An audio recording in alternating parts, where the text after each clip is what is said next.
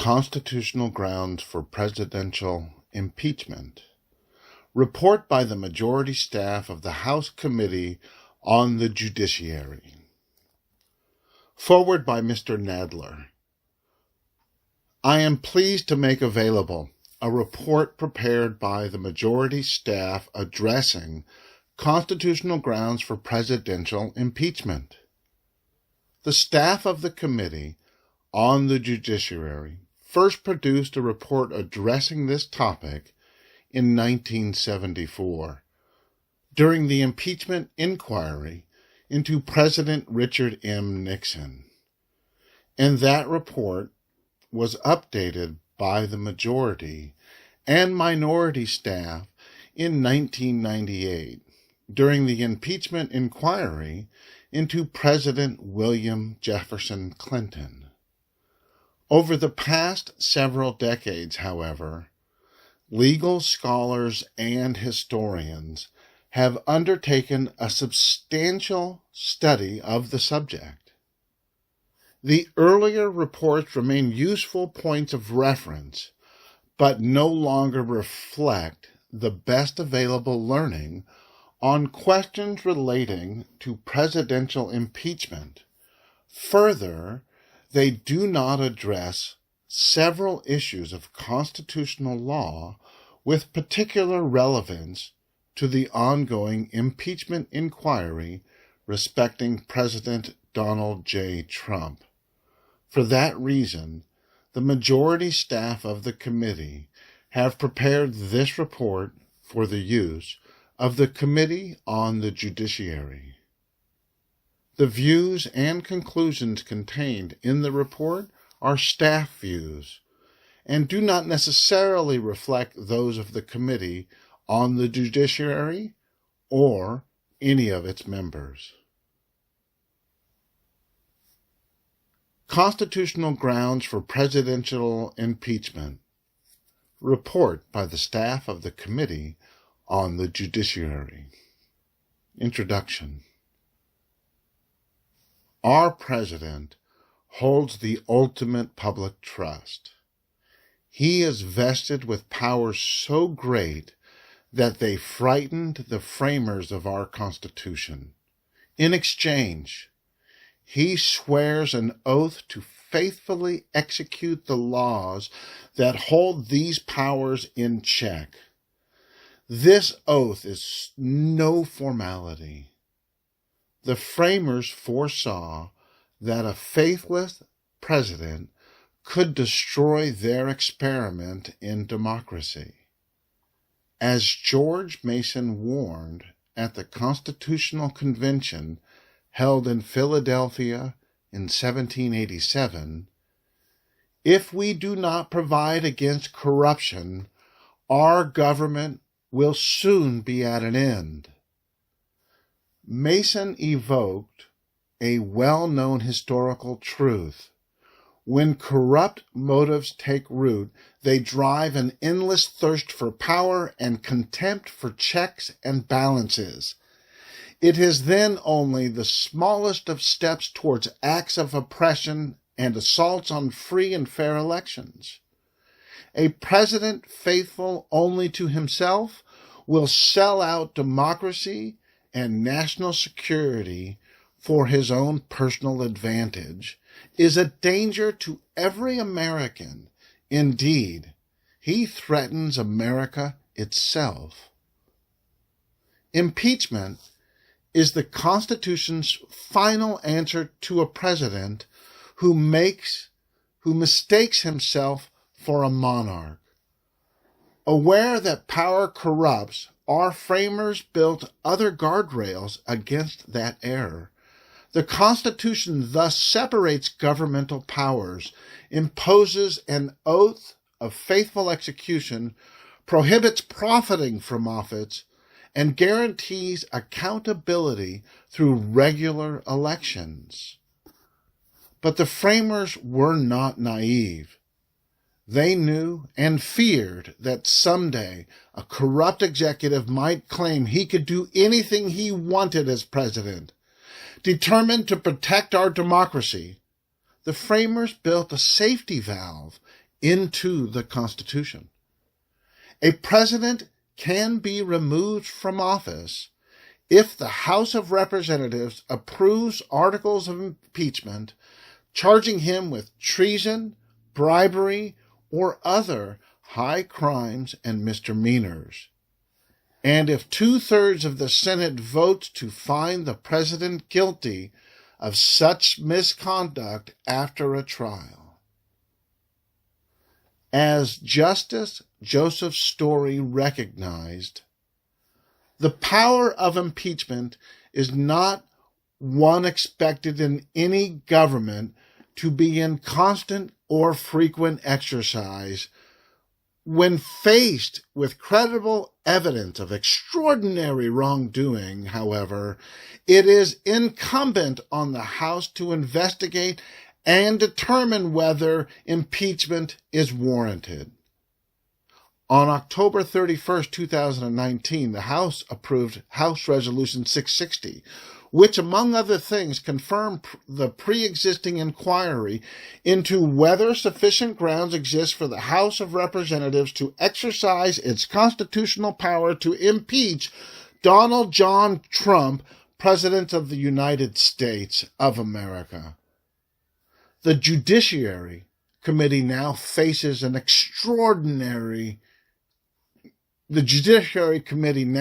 questions of extraordinary importance. In prior impeachment inquiries addressing allegations of presidential misconduct, the staff of the Judiciary Committee has prepared reports addressing relevant principles of constitutional law. Consistent with that practice, and to assist the committee and the House in working toward a resolution of the questions before them, this staff report explores the remaining of the words in the Constitution's impeachment clause: treason, bribery, or other high crimes and misdemeanors. It also describes the impeachment process and addresses several mistaken claims about impeachment that have recently drawn public notice. 2. Summary of principal conclusions. Our principal conclusions are as follows. The purpose of impeachment. As the framers deliberated in Philadelphia, Mason posed a profound question. Shall any man be above justice? By authorizing Congress to remove presidents for egregious misconduct, the framers offered a resounding answer. As Mason elaborated, some mode of displacing an unfit magistrate is rendered indispensable by the fallibility of those who choose, as well as by the corruptibility of the man chosen. Unlike Britain's monarch, the president would answer personally to Congress and thus to the nation if he engaged in serious wrongdoing. Alexander Hamilton explained that the president would have no more resemblance to the British king than to the Grand Seignior of the Khan of Tartary, or the man of the 7 mountains. Whereas the person of the King of Great Britain is sacred and inviolable, the President of the United States could be impeached, tried, and, upon conviction, removed from office. Critically, though, impeachment goes no further. It results only in loss of political power. This speaks to the nature of impeachment. It exists not to inflict punishment for past wrongdoing, but rather to save the nation from misconduct that endangers democracy and the rule of law. Thus, the ultimate question in an impeachment is whether leaving the president in our highest office imperils the Constitution. Impeachable offenses. The framers were careful students of history and knew that threats to democracy can take many forms. They feared would-be monarchs, but also warned against fake populist, charismatic demagogues, and the corrupt kleptocrats. The framers thus intended impeachment to reach the full spectrum of presidential misconduct. That menaced the Constitution. Because they could not anticipate and prohibit every threat a president might someday pose, the framers adopted a standard sufficiently general and flexible to meet unknown future circumstances. Treason, bribery, or other high crimes and misdemeanors. This standard was proposed by Mason and was meant, in his words, to capture all manner of great and dangerous offenses against the Constitution. Treason and bribery. Applying traditional tools of interpretation puts a sharper point on this definition of high crimes and misdemeanors. For starters, it is useful to consider the two impeachable offenses that the framers identified for us.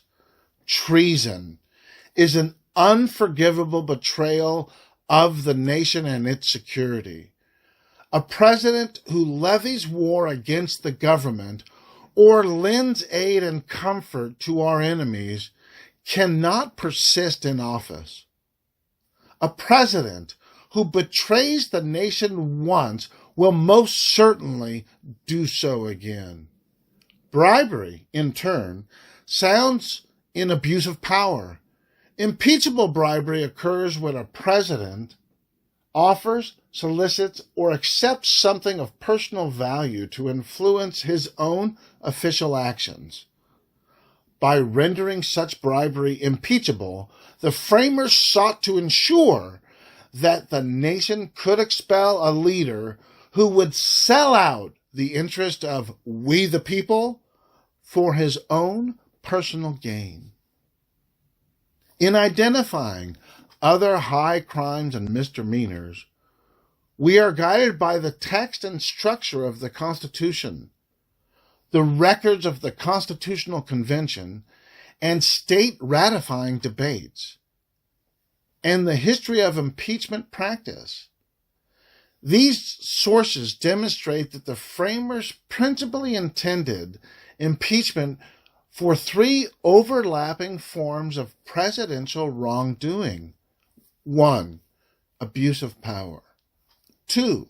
Betrayal of the nation through foreign entanglements. And 3. Corruption of office and elections. Any one of these violations of the public trust justifies impeachment. When combined in a single course of conduct, they state the strongest possible case for impeachment and removal from office. Abuse of power. There are at least as many ways to abuse powers as there are powers vested in the president. It would thus be an exercise in futility to attempt a list of every abuse of power constituting high crimes and misdemeanor. That said, impeachable abuse of power can be roughly divided into two categories: engaging in official acts forbidden by law and engaging in official action with motives forbidden by law. As James Iredell explained, the president would be liable to impeachments if he had acted for some corrupt motive or other. This warning echoed Edmund Randolph's teaching that impeachment must be allowed because the executive will have great opportunities of abusing his power.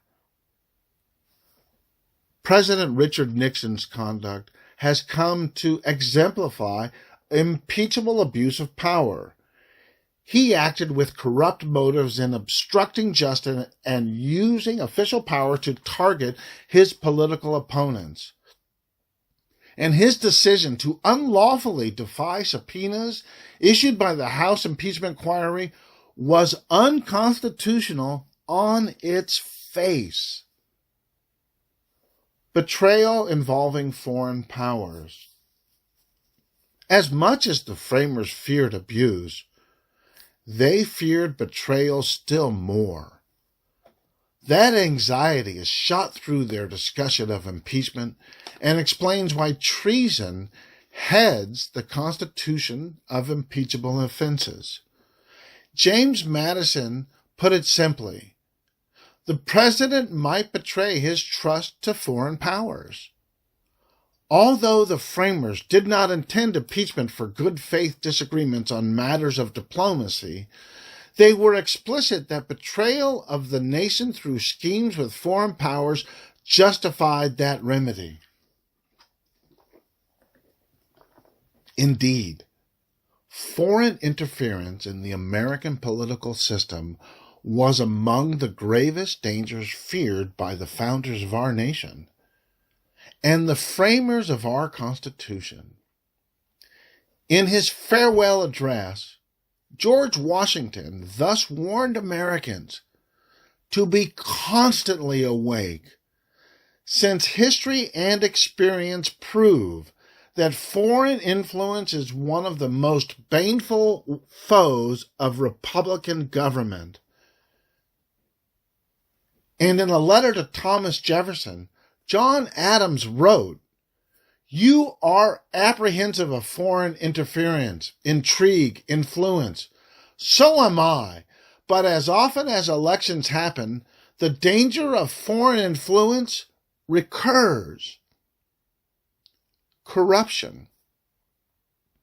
Lurking beneath the framers' discussion of impeachment was the most ancient and implacable foe of democracy: corruption.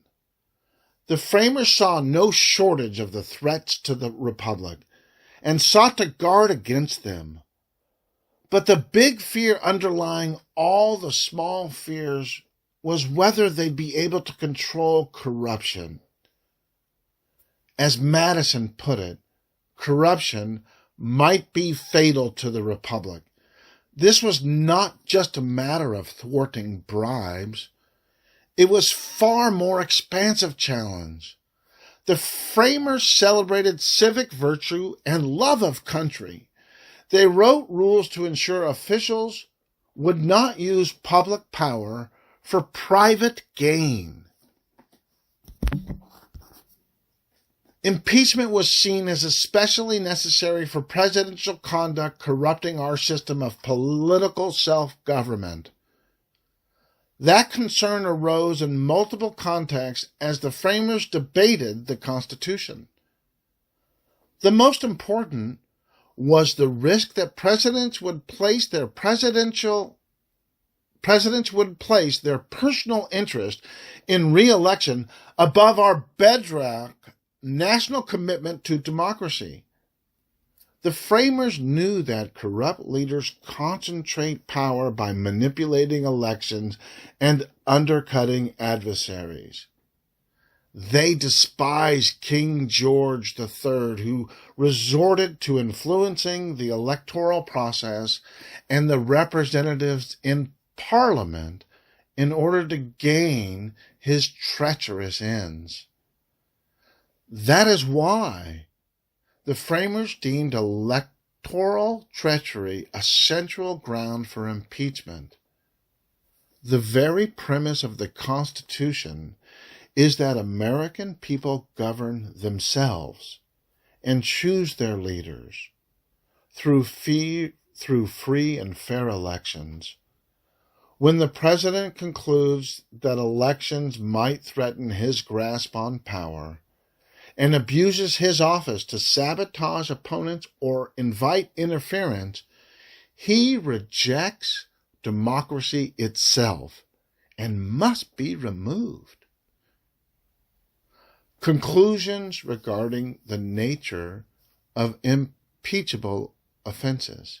In sum, history teaches that high crimes and misdemeanors referred mainly to acts committed by public officials using their power or privileges that inflicted grave harm on our political order.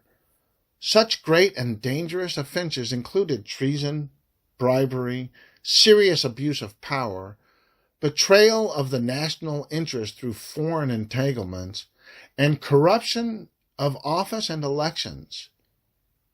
They were unified by a clear theme: officials who abused, abandoned, or sought personal benefit from their public trust and who threatened the rule of law if left in power faced impeachment.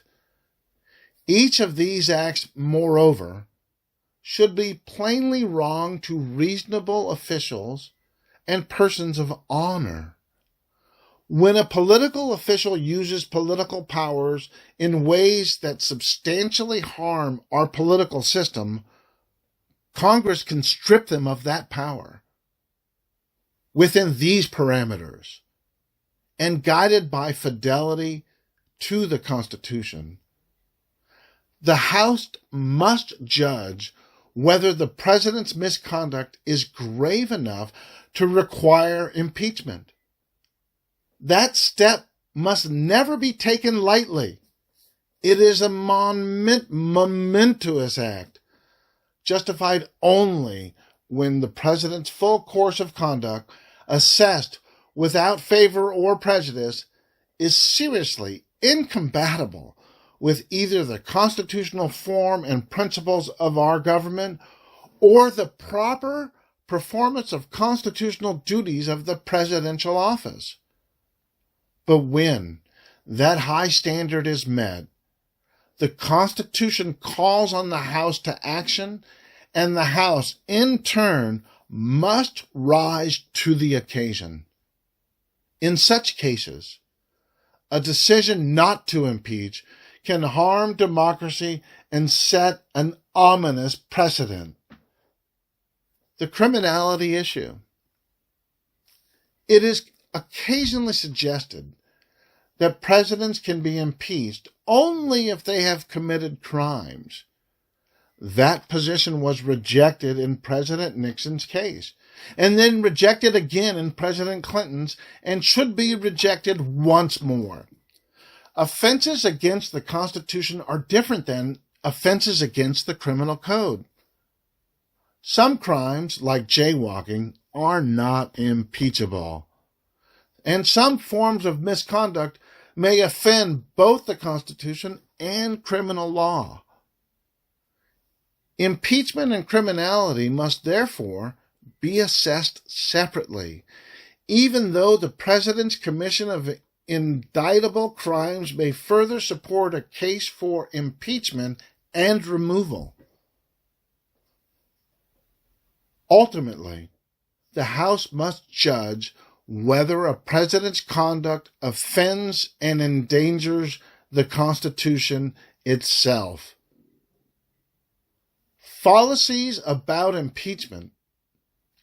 In the final section of this report, we briefly address 6 falsehoods about impeachment that have recently drawn public notice. First, contrary to mistaken claims otherwise, we demonstrate that the current impeachment inquiry has complied in every respect with the Constitution, the rules of the House, and historic practice and precedents of the House. Second, we address several evidentiary matters. The House impeachment inquiry has complied substantial direct and circumstantial evidence bearing on the issues at hand. Nonetheless, President Trump has objected that some of the evidence gathered by the House come from witnesses lacking first-hand knowledge of his conduct. But in the same breath, he has unlawfully ordered many witnesses with first-hand knowledge to defy House subpoenas.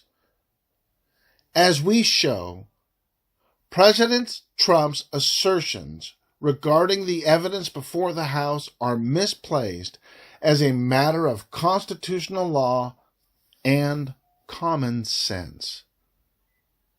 Third, we consider President Trump's claim that his actions are protected because of the right under Article 2 of the Constitution, quote, to do whatever I want as president, unquote. This claim is wrong, and profoundly so, because our Constitution rejects pretensions to monarchy and binds presidents with law.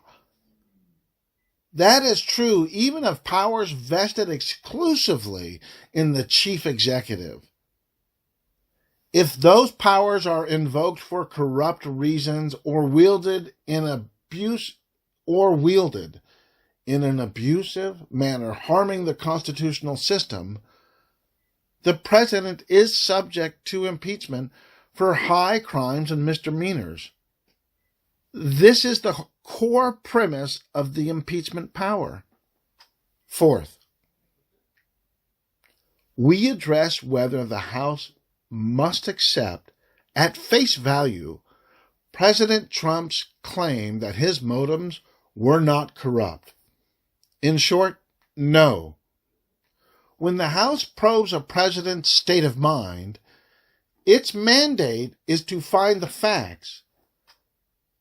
That means evaluating the president's account of his motives to see if it rings true. The question is not whether the president's conduct could have resulted from permissible motives. It is whether the president's real reasons, the one in his mind at the time, were legitimate. Where the House discovers persuasive evidence of corrupt wrongdoing, it is entitled to rely on that evidence to impeach. Fifth, we explain that attempted presidential wrongdoing is impeachable. Mason himself said so at the Constitutional Convention, where he described, quote, attempts to subvert the Constitution, unquote, as a great example of, quote, great and dangerous offenses, unquote. Moreover, the Judiciary Committee reached the same conclusion in President Nixon's case. Historical precedent thus confirms that ineptitude or insubordination do not afford the president a defense to impeachment. A president cannot escape impeachment just because his scheme to abuse power, betray the nation, or corrupt elections was discovered and abandoned. Finally, we consider whether impeachment nullifies the last election or denies voters their voice in the next one. The framers themselves weighed this question. They considered relying solely on elections rather than impeachment to remove wayward president. That position was firmly rejected. No president is entitled to persist in office after committing high crimes and misdemeanors, and no one who voted for him in the last election is entitled to expect he will do so. Where the president's misconduct is aimed at corrupting elections, relying on elections to solve the problems is no safeguard at all. 3. The purpose of impeachment.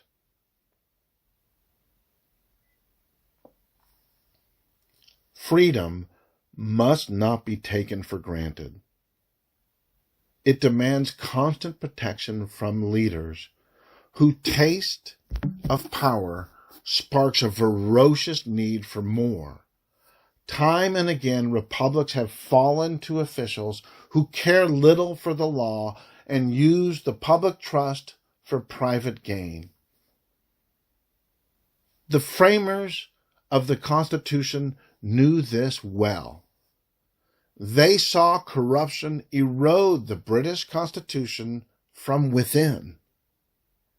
They heard kings boast of their own excellence while conspiring with foreign powers and consorting with shady figures. As talk of revolution spread, they objected as King George III used favors and party politics to control Parliament, aided by men who sold their souls and welcomed oppression. The framers risked their freedom and their lives to escape that monarchy. So did their families and many of their friends. Together, they resolved to build a nation committed to democracy and the rule of law, a beacon to the world in the age of aristocracy. In the United States of America, we the people would be sovereign. We would choose our own leaders and hold them accountable for how they exercised power.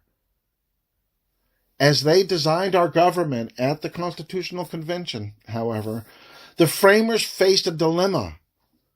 On the one hand, many of them embraced the need for a powerful chief executive.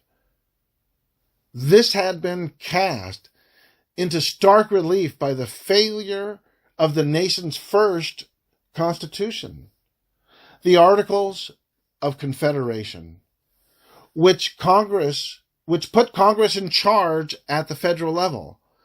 The ensuing discord led James Madison to warn, "It is not possible that a government can last long under these circumstances." The framers therefore created the presidency. A single official could lead the nation with integrity, energy, and dispatch, and would be held personally responsible for honoring that immense public trust. Power, though, is a double-edged sword. The power to do good meant also the power to do harm. The power to serve the republic also meant the power to demean and defile it. The president would be vested with breathtaking authority. If corrupt motives took root in his mind, displacing civic virtue and love of country, he could sabotage the Constitution. That was clear to the framers, who saw corruption as the great force that had undermined republics throughout history. Obsessed with the fall of Rome, they knew that corruption marked a leader's path to abuse and betrayal. Mason thus emphasized, "If we do not provide against corruption, our government will soon be at an end." This warning against corruption, echoed no fewer than 54 times by 15 delegates at the convention, extended far beyond bribes and presents. To the framers, corruption was fundamentally about the misuse of a position of public trust for any improper private benefit. It thus went to the heart of their conception of public service. As a leading historian recounts, a corrupt political actor would either purposely ignore or forget the public good as he used the reins of power. Because men and women are not angels, corruption could not be fully eradicated, even in virtuous officials. But its power can be subdued with the right combination of culture and political rules. The framers therefore erected safeguards. against presidential abuse. Most famously, they divided power among three branches of government that had the means and motive to balance each other. Ambition, Madison reasoned, must be made to counteract ambition. In addition, the framers subjected the president to election every 4 years and established the Electoral College, which they hoped would select virtuous, capable leaders and refuse to re-elect corrupt or unpopular ones. Finally, the framers imposed on the president a duty to faithfully execute the laws and required him to accept that duty in a solemn oath. To the framers, the concept of faithful execution was profoundly important. It prohibited the president from taking official acts in bad faith or with corrupt intent, as well as acts beyond what the law authorized. A few framers would have stopped there. This minority feared vesting any branch of government with the power to end a presidency, as they saw it. Even extreme presidential wrongdoing could be managed in the normal course, mainly by periodic elections. That view was decisively rejected. As Professor Raoul Berger writes, the framers were steeped in English history. The shades of despotic kings and conniving ministers marched before them. Haunted by those lessons, and convening in the shadow of revolution, the framers would not deny the nation an escape from presidents who deemed themselves above the law. So they turned to a mighty constitutional power, one that offered a peaceful and politically accountable method for ending an oppressive presidency. This was impeachment, a legal relic from the British past that over the preceding century had found a new lease on life in the North American colonies. First deployed in 1376 and wielded in fits and starts over the following 400 years, impeachment allowed Parliament to charge royal ministers with abuse and remove them from office and imprison them. Over time, impeachment helped Parliament shift power away from royal absolutism and encourage more politically accountable administration. In 1679, it was thus proclaimed in the House of Commons that impeachment was the chief institution for the preservation of government. That sentiment was echoed in the New World. Even as parliamentary impeachment fell into disuse by the early 1700s, colonists in Maryland, Pennsylvania, and Massachusetts laid claim to this prerogative as part of their English birthright. During the Revolution, 10 states ratified constitutions allowing the impeachment of executive officials and put that power to use in cases of corruption and abuse of power. Unlike in Britain, though, American impeachment did not result in fines or jail time. It simply removed officials from political power when their conduct required it. Familiar with the use of impeachment to address lawless officials, the framers offered a clear answer to Mason's question at the Constitutional Convention. Shall any man be above justice? As Mason himself explained,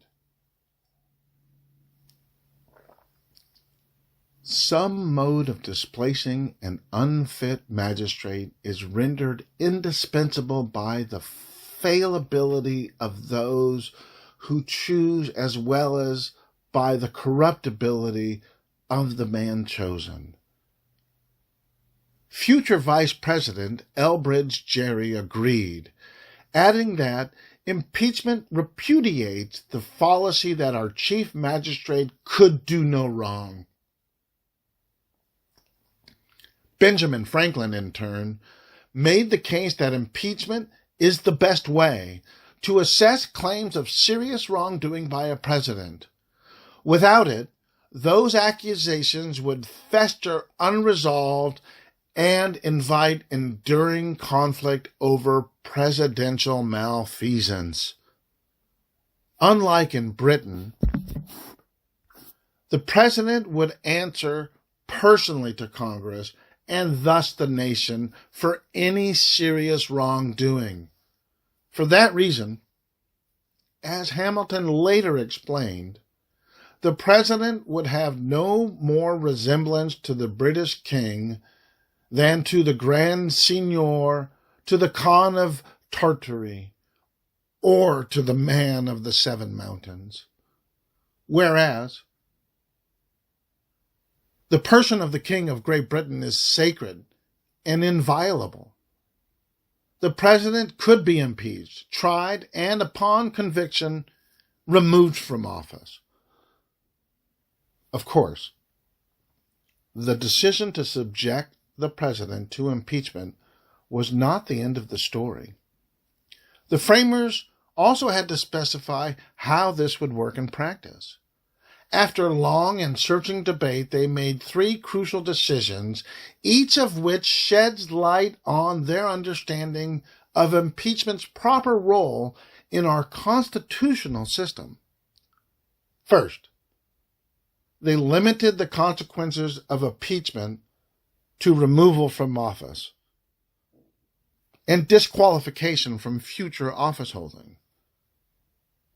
To the extent the president's wrongful conduct also breaks the law, the Constitution expressly reserves criminal punishment for the ordinary processes of criminal law. In that respect, the consequences of impeachment and conviction go just far enough, and no farther than to remove the threat posed to the Republic by an unfit official. This speaks to the very nature of impeachment. It exists not to inflict personal punishment for past wrongdoing, but rather to protect against future presidential misconduct that would endanger democracy and the rule of law. Second, the framers vested the House with the sole power of impeachment. The House thus serves in a role analogous to a grand jury or prosecutor. It investigates the president's misconduct and decides whether to formally accuse him of impeachable acts. As James Iredell explained during debates over whether to ratify the Constitution, this power is lodged in those who represent the great body of the people, because the occasion for its exercise will arise from acts of great injury to the community. The Senate, in turn, holds sole power to try all impeachments. When the Senate sits as a court of impeachment for the president, each senator must swear a special oath to the Chief Justice of the United States presides, and conviction requires the concurrence of 2/3 of members present.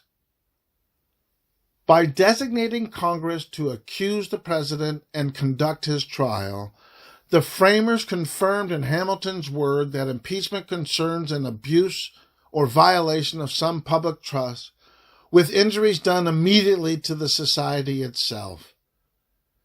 Impeachment is reserved for offenses against our political system. It is therefore prosecuted and judged by Congress, speaking for the nation. Last, but not least, the framers imposed a rule of wrongdoing. The president cannot be removed based on poor management, general incompetence, or unpopular policies. Instead, the question in any impeachment inquiry is whether the president has engaged in misconduct justifying an early end to his term in office, treason, bribery, or other high crimes and misdemeanors. This frame had a particular legal meaning to the framers. It is that understanding, and to its application in prior presidential impeachments, that we now turn. 4. Impeachable offenses.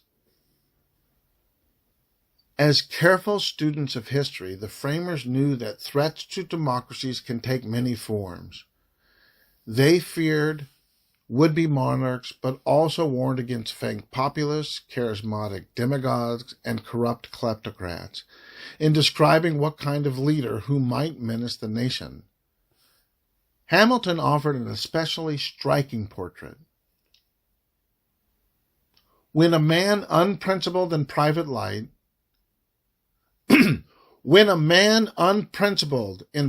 life, desperate in his fortune, bold is his temper, known to have scoffed in private at the principles of liberty, when such a man is seen to mount the hobby horse of popularity, to join in the cry of danger to liberty, to take every opportunity of embarrassing the general government and bringing it under suspicion, to flatter and fall in with all the nonsense of the zealots of the day, it may justly be suspected that his object is to throw things into confusion, that he may it may justly be suspected that his object is to throw things into confusion, that he may ride the storm direct the whirlwind. This prophecy echoed Hamilton's warning in the Federalist No. 1, that of those men who have overturned the liberties of republics, the greatest number have begun their careers by paying an obsequious court to the people, commencing demagogues and ending tyrants. The framers thus intended impeachment to reach the full spectrum of presidential misconduct that threatened the Constitution. They also intended our Constitution to endure for the ages. Because they could not anticipate and specifically prohibit every threat a president might someday pose, the framers adopted a standard sufficiently general and flexible to meet unknown future circumstances. This standard was meant, as Mason put it, to capture all manner of great and dangerous offenses incompatible with the Constitution. When the president uses the powers of his high office to benefit himself, while injuring or ignoring the American people he is oath-bound to serve, he has committed an impeachable offense. Applying the tools of legal interpretation, as we do below, puts a sharper point on this definition of high crimes and misdemeanors. It also confirms that the framers principally aimed the impeachment power at a few core evils, each grounded in a unifying fear that a president might abandon his duty to faithfully execute the laws. Where the president engages in serious abuse of power, betrays national interest through foreign entanglements, or corrupts his office or election, he has undoubtedly committed high crimes and misdemeanors, as understood by the framers. Any of these violations of public trust is impeachable. When combined in a scheme to advance the president's personal interest while ignoring or injuring the Constitution, they state the strongest possible case for impeachment and removal from office. A. Lessons from British and early American history.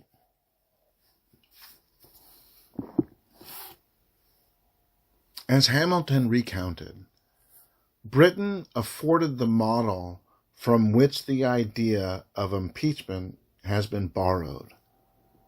That was manifestly true of the phrase high crimes and misdemeanors.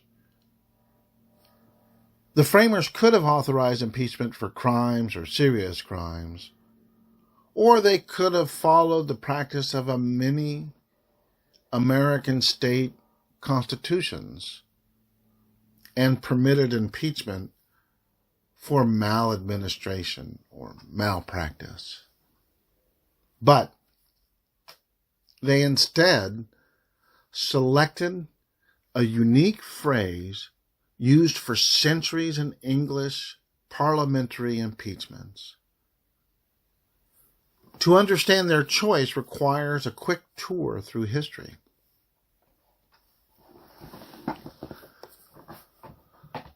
That tour offers two lessons. The first is that the phrase high crimes and misdemeanors was used only for parliamentary impeachments. It was never used in the ordinary criminal law.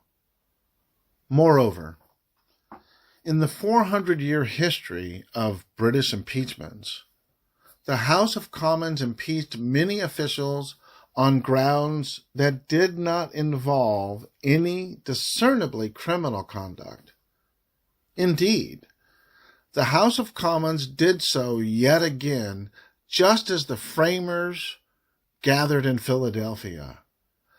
That same month, Edmund Burke, the celebrated champion of American liberty, brought 22 articles of impeachment against Warren Hastings, the Governor General of India.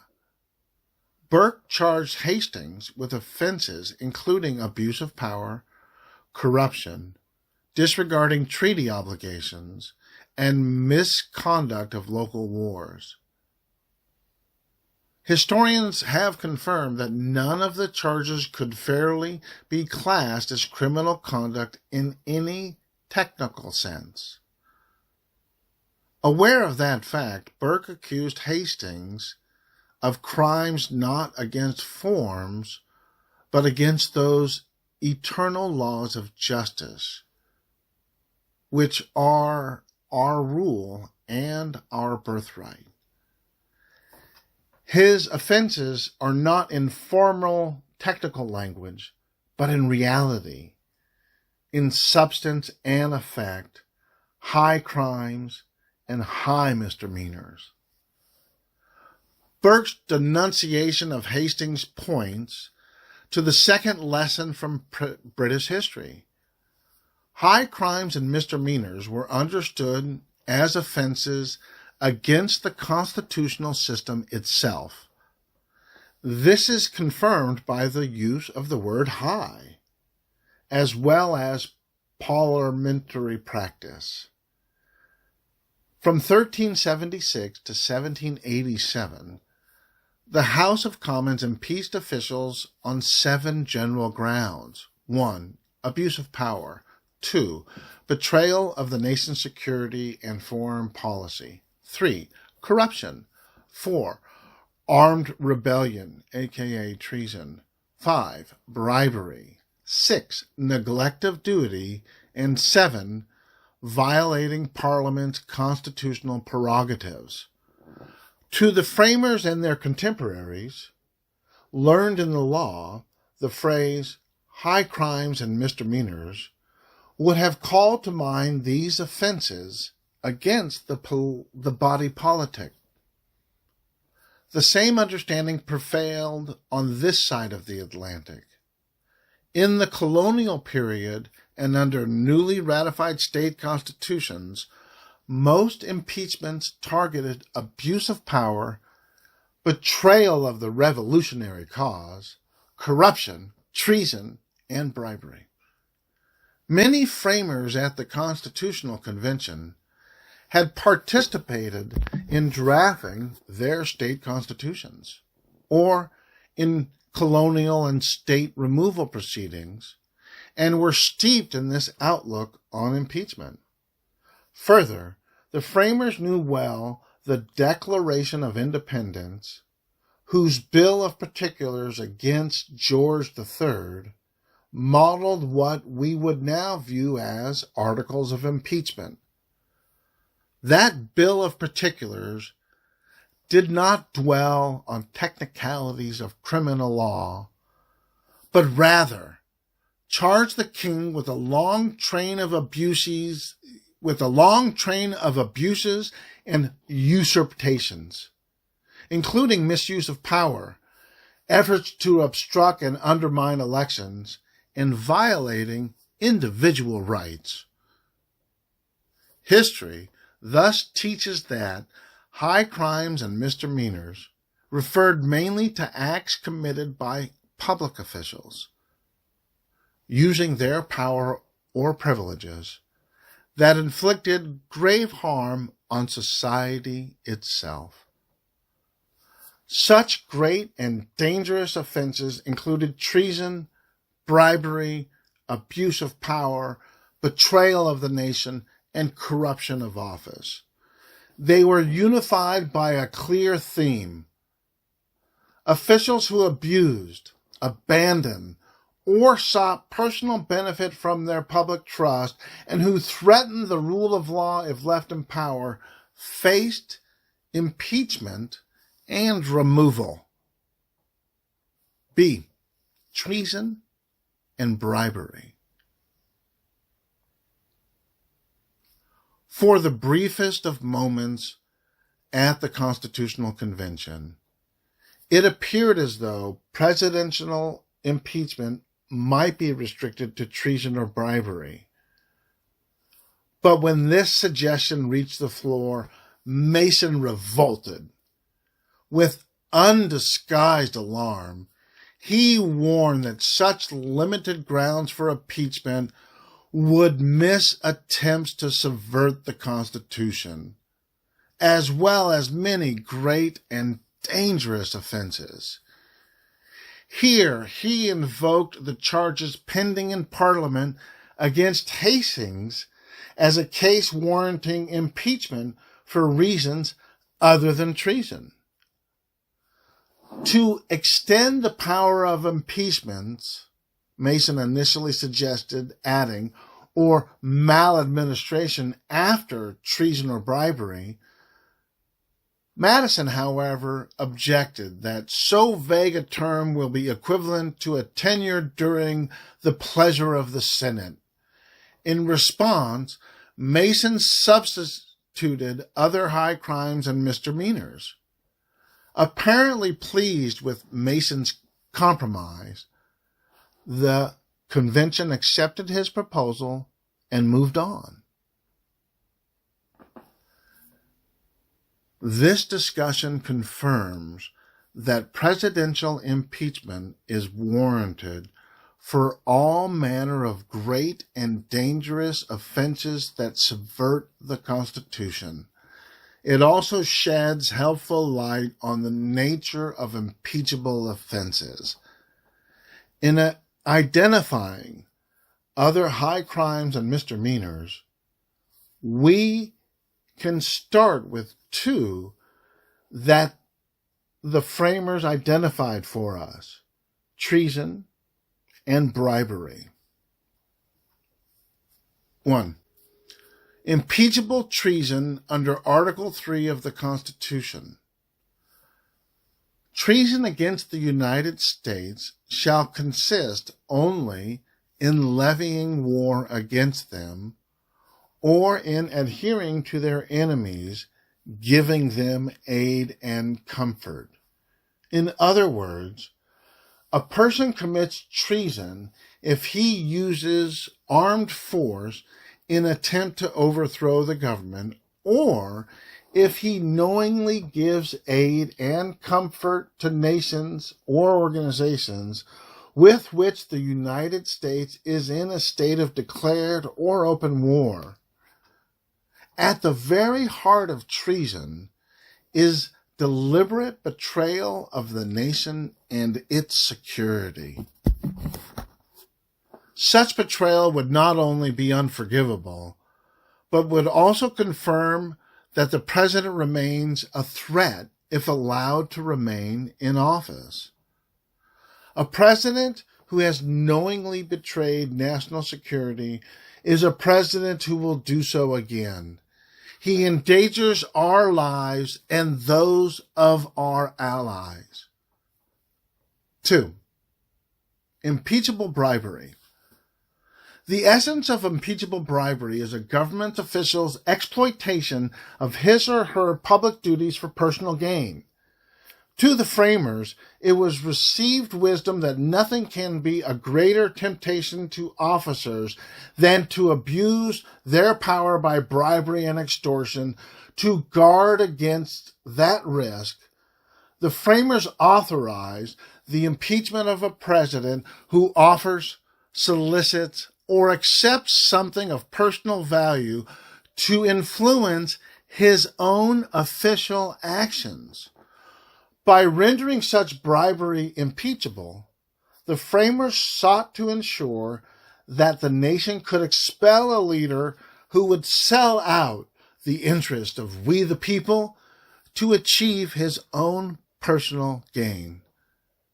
Unlike treason, which is defined in Article 3, bribery is not given an express definition in the Constitution. But as Justice Joseph Story explained, a proper exposition of the nature and limits of this offense can be found in the Anglo-American common law tradition known well to the framers. That understanding, in turn, can be refined by reference to the Constitution's text and the records of the Constitutional Convention.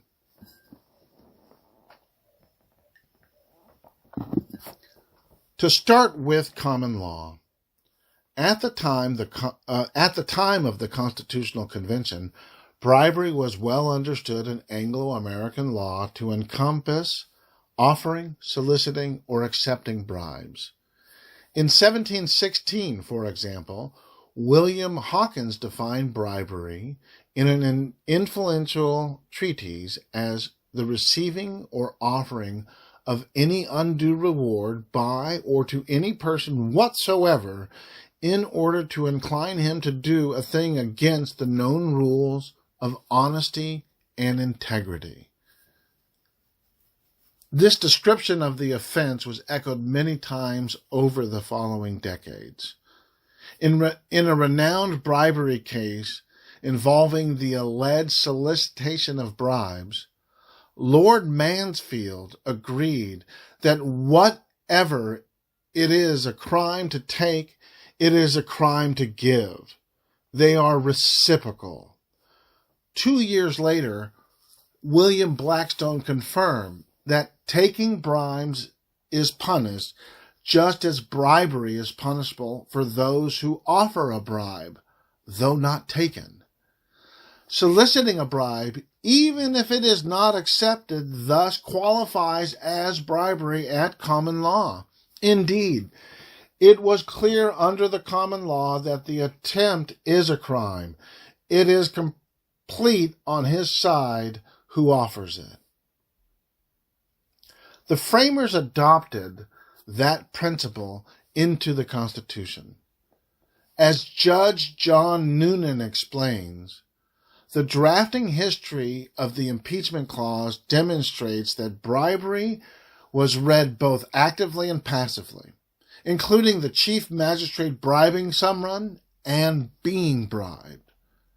Many scholars of presidential impeachment have reached the same conclusion.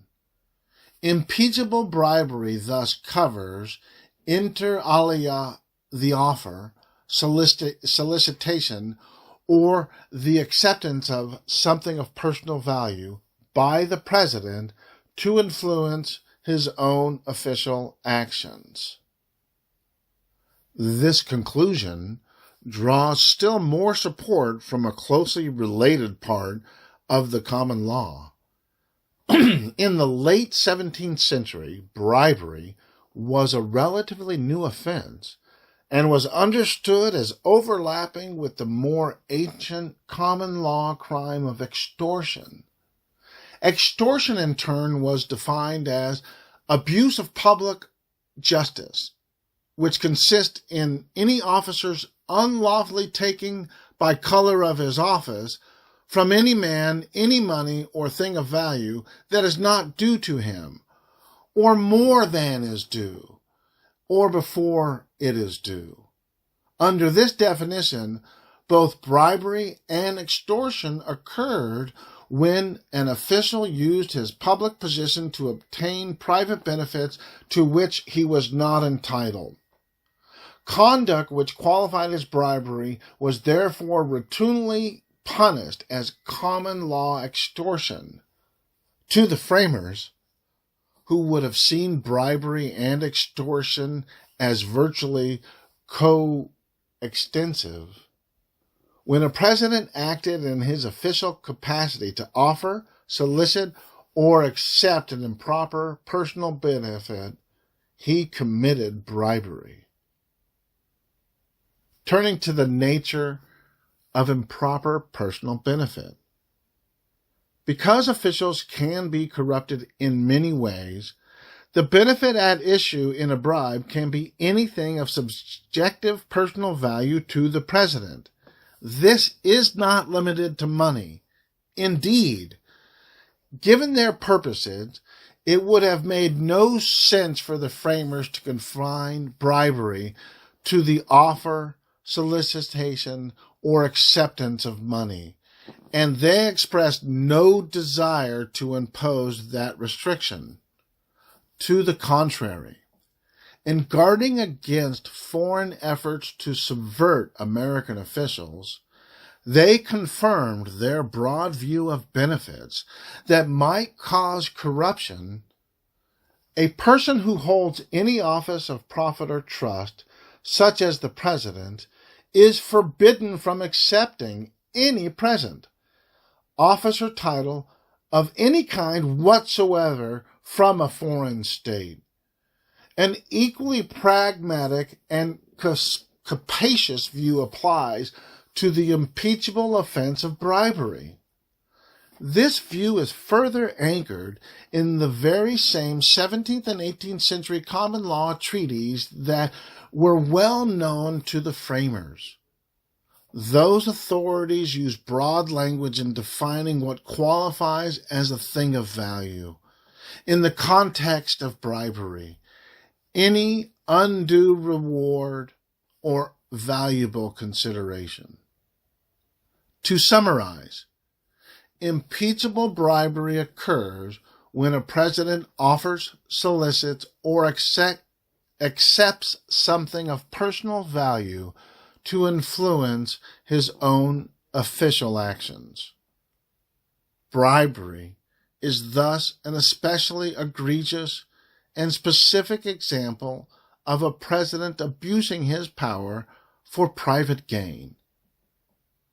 As Blackstone explained, bribery is the genius of despotic countries, where the true principles of government are never understood, and where it is imagined that there is no obligation from the superior to the inferior, no relative duty owing from the governor to the governed.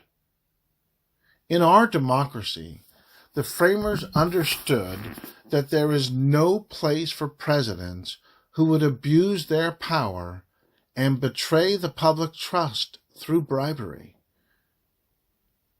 Like treason, the offense of bribery is thus aimed at a president who is continuing threat to the Constitution, someone who would willingly assist our enemies or trade public power for personal favors, is the kind of person likely to break the rules again if they remain in office. But there's more.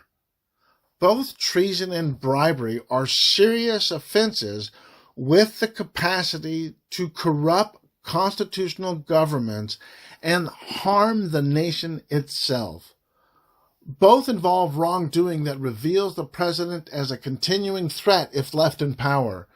And both offenses are plainly wrong in themselves to a person of honor or to a good citizen, regardless of the words on the statute books.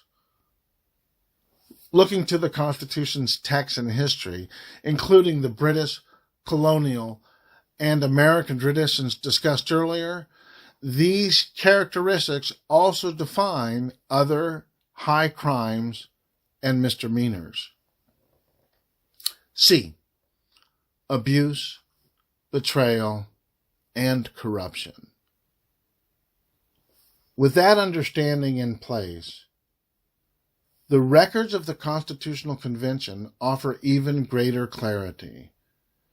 They demonstrate that the framers principally intended impeachment for three forms of presidential wrongdoing: serious abuse of power, betrayal of the national interest through foreign entanglements, or corruption of the office and elections.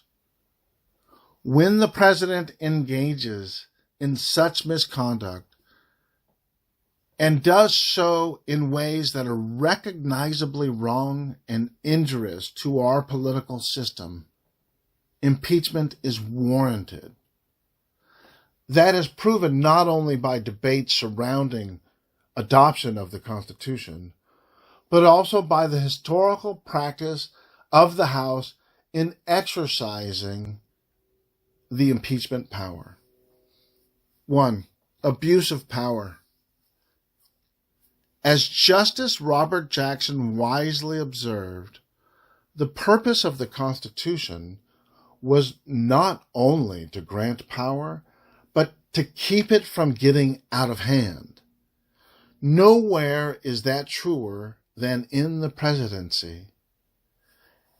As the framers created a formidable chief executive, they made clear that impeachment is justified for serious abuse of power.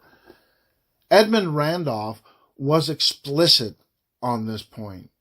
In explaining why the Constitution must authorize presidential impeachment, he warned that the executive will have great opportunity of abusing his power. Madison, too, stated that impeachment is necessary because the president might pervert his administration into a scheme of oppression. This theme echoed through the state ratifying conventions. Advocating that New York ratify the Constitution, Hamilton set the standard for impeachment at an abuse or violation of some public trust. In South Carolina, Charles Pickney agreed that presidents must be removed who behave amiss or betray their public trust. In Massachusetts, Reverend Samuel Steelman asked, with such a prospect of impeachment, who will dare to abuse the powers vested in him by the people?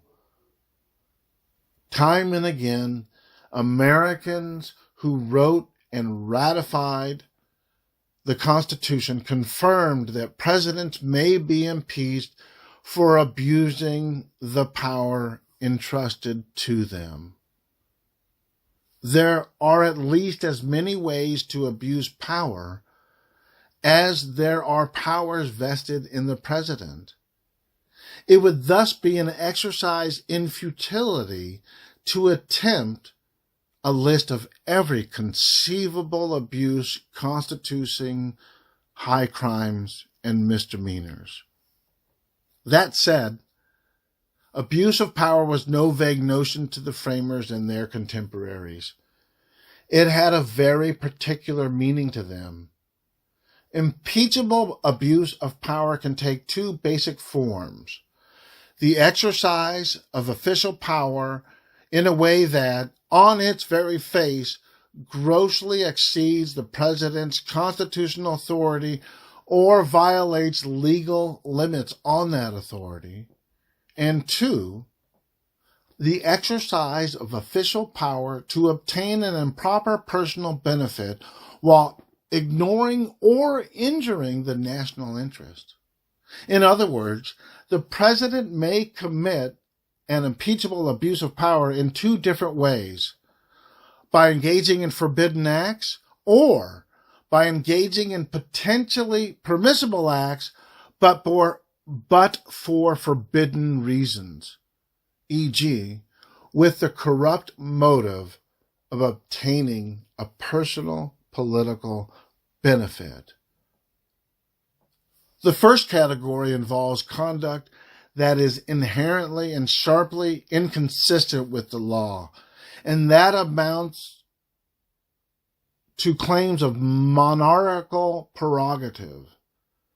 The generation that rebelled against King George III knew what absolute power looked like. The framers had other ideas when they organized our government, and so they placed the chief executive within the bounds of the law. That means the president may exercise only the powers expressly or impliedly vested in him by the Constitution, and he must also respect legal limits on the exercise of those powers, including the rights of American citizens. A president who refuses to abide these restrictions, thereby causing injury to society itself and engaging in recognizably wrongful conduct, may be subjected to impeachment for abuse of power. That principle also covers conduct grossly inconsistent with subversive of the separation of powers. The framers knew that the accumulation of all powers, legislative, executive, and judiciary, in the same hands, may justly be pronounced the very definition of tyranny. To protect liberty, they wrote a constitution that creates a system of checks and balances within the federal government. Some of those rules are expressly enumerated in our founding charter. Others are implied from its structure or from the history of inter-branch relations. When a president wields executive power in ways that usurp and destroy the prerogatives of Congress or the judiciary, he exceeds the scopes of his constitutional authority and violates limits on permissible conduct. Such abuses of power are therefore impeachable. That conclusion is further supported by the British origins of the phrase high crimes and misdemeanors. Parliament repeatedly impeached ministers for subverting its conception of proper constitutional order in favor of the arbitrary and tyrannical government of ambitious monarchs and their grasping minions. The Supreme Court advanced similar logic in Ex parte Grossman, which held the president can pardon officials who defy judicial orders and are held in criminal contempt of court. This holding raised an obvious concern. What if the president used successive pardons to deprive a court of power to enforce its orders? That could fatally weaken the judiciary's role under Article 3 of the Constitution.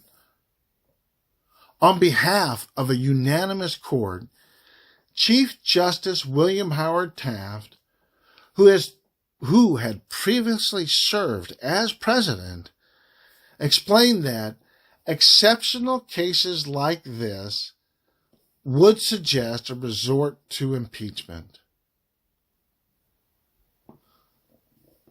2 impeachment inquiries have involved claims that a president grossly violated the Constitution's separation of powers. First was in 1868 when the House impeached President Andrew Johnson, who had succeeded President Abraham Lincoln following his assassination at Ford's Theater.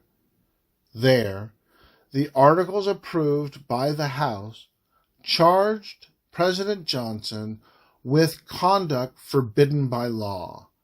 In firing the Secretary of War, he had allegedly violated the Tenure of Office Act, which restricted the president's power to remove cabinet members during the term of the president who had appointed them. President Johnson was thus accused of a facial abuse of power.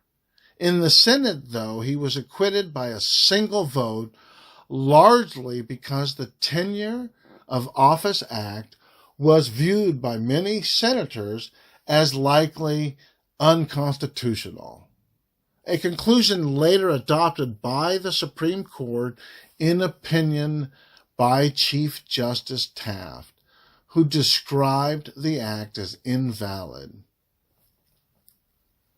Just over 100 years later, this committee accused a second chief executive of abusing his power. In a departure from prior presidential practice and in contravention of Article 1 of the Constitution, President Nixon had invoked serious claims of executive privilege to defy congressional subpoenas served as part of an impeachment inquiry. His obstruction centered on tape recordings, papers, and memoranda relating to the Watergate break-in and its aftermath. As the House Judiciary Committee found he had interposed the powers of the presidency against the lawful subpoenas of the House of Representatives, thereby assuming to himself functions and judgments necessary to exercise the sole power of impeachment invested by the Constitution in the House of Representatives. Put simply, President Nixon purported to control the exercise of powers that belong solely to the House and not to him, including the power of inquiry that is vital to any congressional judgments about impeachment. In so doing, President Nixon injured the constitutional plan. Unless the defiance of the committee subpoenas under these circumstances is considered grounds for impeachment, it is difficult to conceive of any president acknowledging that he obligated to supply the relevant evidence necessary for Congress to exercise its constitutional responsibility in an impeachment proceeding. The House Judiciary Committee therefore approved an article of impeachment against President Nixon for abuse of power in obstructing the House impeachment inquiry. But that was only part of Nixon's impeachable wrongdoing. The House Judiciary Committee also approved 2 additional articles of impeachment against him for abuse of power, one for obstruction of justice, and the other for using presidential power to target, harass, and surveil his political opponents. These articles demonstrate the second way in which a president can abuse power by acting with improper motives.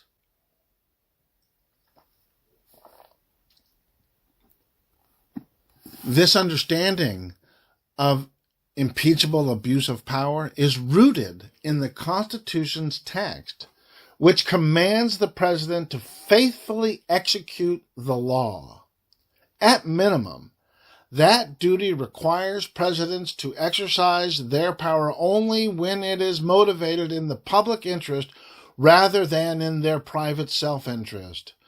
A president can thus be removed for exercising power with a corrupt purpose, even if his action would otherwise be permissible. As Iredell explained at the North Carolina ratifying convention, the president would be liable to impeachments if he had acted for some corrupt motive or other, or if he was willfully abusing his trust. Madison made a similar point at Virginia's ratifying convention. There, he observed that the president could be impeached for abuse of the pardon power if there are grounds to believe he has used it to shelter persons with whom he is connected in any suspicious manner. Such a pardon would technically be within the president's authority under Article 2 of the Constitution, but it would rank as an impeachable abuse of power because it arose from the forbidden purpose of obstructing justice. It was dangerous for the officials to exceed their constitutional power or to transgress legal limits. But it was equally dangerous, perhaps more so, for officials to conceal corrupt or illegitimate objectives behind superficially valid acts. Again, President Nixon's case is instructive. After individuals associated with his campaign committee committed crimes to promote his re-election, he used the full powers of his office as part of a scheme to obstruct justice. Among many other wrongful acts, President Nixon dangled pardons to influence key witnesses, told a senior aide to have the CIA stop an FBI investigation into Watergate, meddled with Justice Department immunity decisions, and conveyed secret law enforcement information to suspects. Even if some of this conduct was formally within the scope of President Nixon's authority as head of the executive branch, it was undertaken with illegitimate motives. The House Judiciary Committee therefore included it within an article of impeachment, charging him with obstruction of justice. Indeed, following President Nixon's resignation and the discovery of additional evidence concerning obstruction, all 11 members of the committee who had originally voted against that article joined a statement affirming that we were prepared to vote for his impeachment on proposed Article 1 had he not resigned his office. Of course, several decades later, obstruction of justice was also the basis for an article of impeachment against President Clinton, though his conduct did not involve any official acts. Yet, Obstruction of justice did not exhaust President Nixon's corrupt abuse of power.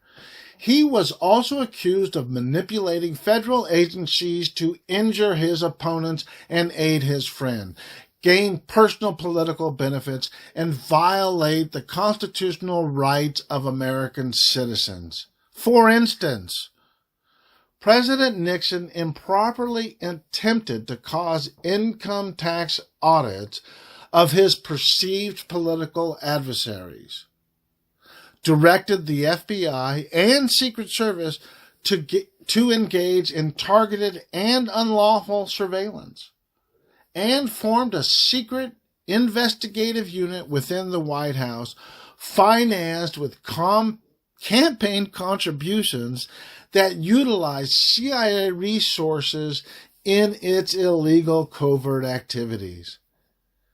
In explaining this additional article of impeachment, the House Judiciary Committee stated that President Nixon's conduct was undertaken for his personal political advantage and not in any furtherance of any valid national policy objective. His abuses of executive power were thus seriously incompatible with our system of constitutional government and warranted removal from office. With the benefit of hindsight, the House's decision to impeach President Johnson is best understood in a similar frame. Scholars now largely agree that President Johnson's impeachment was motivated not only by violations of the Tenures of Active Office Act, but on his illegitimate use of power to undermine Reconstruction and subordinate African Americans following the Civil War. In that period, fundamental questions about the nature and future of the Union stood unanswered. Congress therefore passed a series of laws to reconstruct the former Confederate states into political entities in which Black Americans enjoyed constitutional protections. This program, however, faced an unyielding enemy in President Johnson, who declared that white men alone must manage the South. Convinced that political control by African Americans would cause a relapse into barbarism, President Johnson vetoed civil rights laws. When Congress overrode him, he refused to enforce those laws. The results were disastrous. As Annette Gordon Reed writes, it would be impossible to exaggerate how devastating it was to have a man who affirmatively hated Black people in charge of the program that was designed to settle the terms of their existence in post-Civil War America. Congress tried to compromise with the president, but to no avail. A majority of the House finally determined that President Johnson posed a clear and present danger to the nation if allowed to remain in office. Rather than directly target President Johnson's faithless execution of the laws and his illegitimate motives in wielding power, the House resorted to charges based on the Tenure of Office Act. But in reality, the shaky claims prosecuted by the House obscured a far more compelling basis for removal. That Johnson's virulent use of executive power to sabotage Reconstruction posed a moral threat to the nation and to civil and political rights as reconstituted after the Civil War. The country was in the throes of a second founding. Yet Johnson abused the power of his office and violated the Constitution to preserve institutions and practices that had nearly killed the Union. He could not be allowed to salt the earth as the Republic made itself anew. Viewed from that perspective, the case for impeaching President Johnson rested on his use of power with illegitimate motives. Pulling this all together, the framers repeatedly confirm that presidents can be impeached for grave abuse of power. Where the president engages in acts forbidden by law or acts with an improper motive, he has committed an abuse of power under the Constitution. Where those abuses inflict substantial harm on our political system and are recognizably wrong, they warrant his impeachment and removal. 2. Betrayal of the national interest through foreign entanglements. It is not a coincidence that the framers started with treason in defining impeachable offenses. Betrayal was no abstraction to them. They had recently waged a war for independence in which some of their fellow citizens remained loyal to the enemy. The infamous traitor Benedict Arnold had defected to British less than a decade earlier. As they look outward, the framers saw kings scheming for power, promising fabulous wealth to spies and deserters. The United States could be enmeshed in such conspiracies. Foreign powers, warned Elbridge Gerry, will intermeddle in our affairs and spare no expense to influence them. The young republic might not survive a president who schemed with other nations, entangling himself in secret deals that harmed our democracy. That reality loomed over the impeachment debate in Philadelphia, explaining why the Constitution required an impeachment option. Madison argued that a president might betray his trust to foreign powers. Governor Morris, who had initially opposed allowing impeachment, was convinced. No one would say that we ought to expose ourselves to the danger of seeing the first magistrate in foreign pay without being able to guard against it by displacing him. In the same vein, Franklin noted the case of the Prince of Orange during the late war, in which a Dutch prince reneged on a military treaty with France because there was no impeachment power or other method of inquiry. The prince's motives were secret and untested, drastically destabilizing Dutch politics and giving birth to the most violent animosities and contentions. Impeachment for betrayal of the nation's interest, and especially for betrayal of national security and foreign policy, was hardly exotic to the framers. The history of impeachment over the centuries shows an abiding awareness of how vulnerable the practice of foreign policy is to the misconduct of its makers.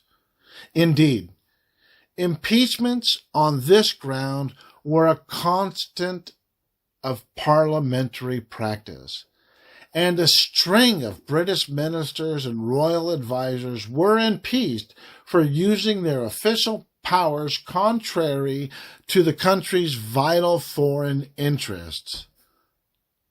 Although the framers did not intend impeachment for genuine good faith disagreements between the President and Congress over matters of diplomacy, they were explicit that betrayal of the nation through plots with foreign powers justified removal.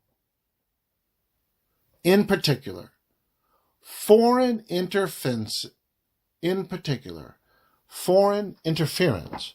the American political system was among the gravest dangers feared by the founders of our nation and the framers of our Constitution. For example, in a letter, Thomas Jefferson, John Adams wrote, "You are apprehensive of foreign interference, intrigue, influence. So am I. But as often as elections happen, the danger of foreign influence recurs." And in Federalist number 68, Hamilton cautioned that the most deadly adversaries of Republican government may come chiefly from the desire of foreign powers to gain an improper ascendant in our council.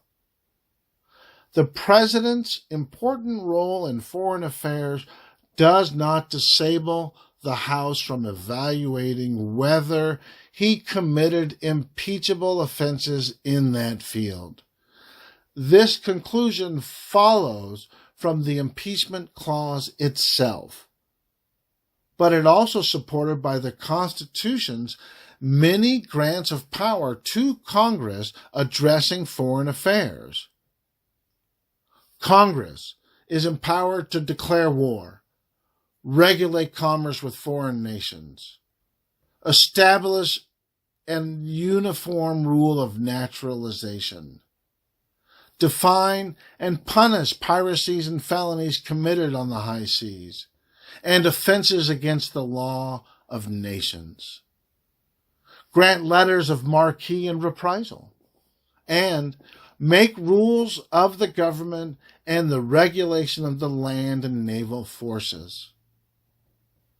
Congress also has the power to set policy, define law, undertake oversight and investigations, create executive departments, and authorize government funding for a slew of national security matters.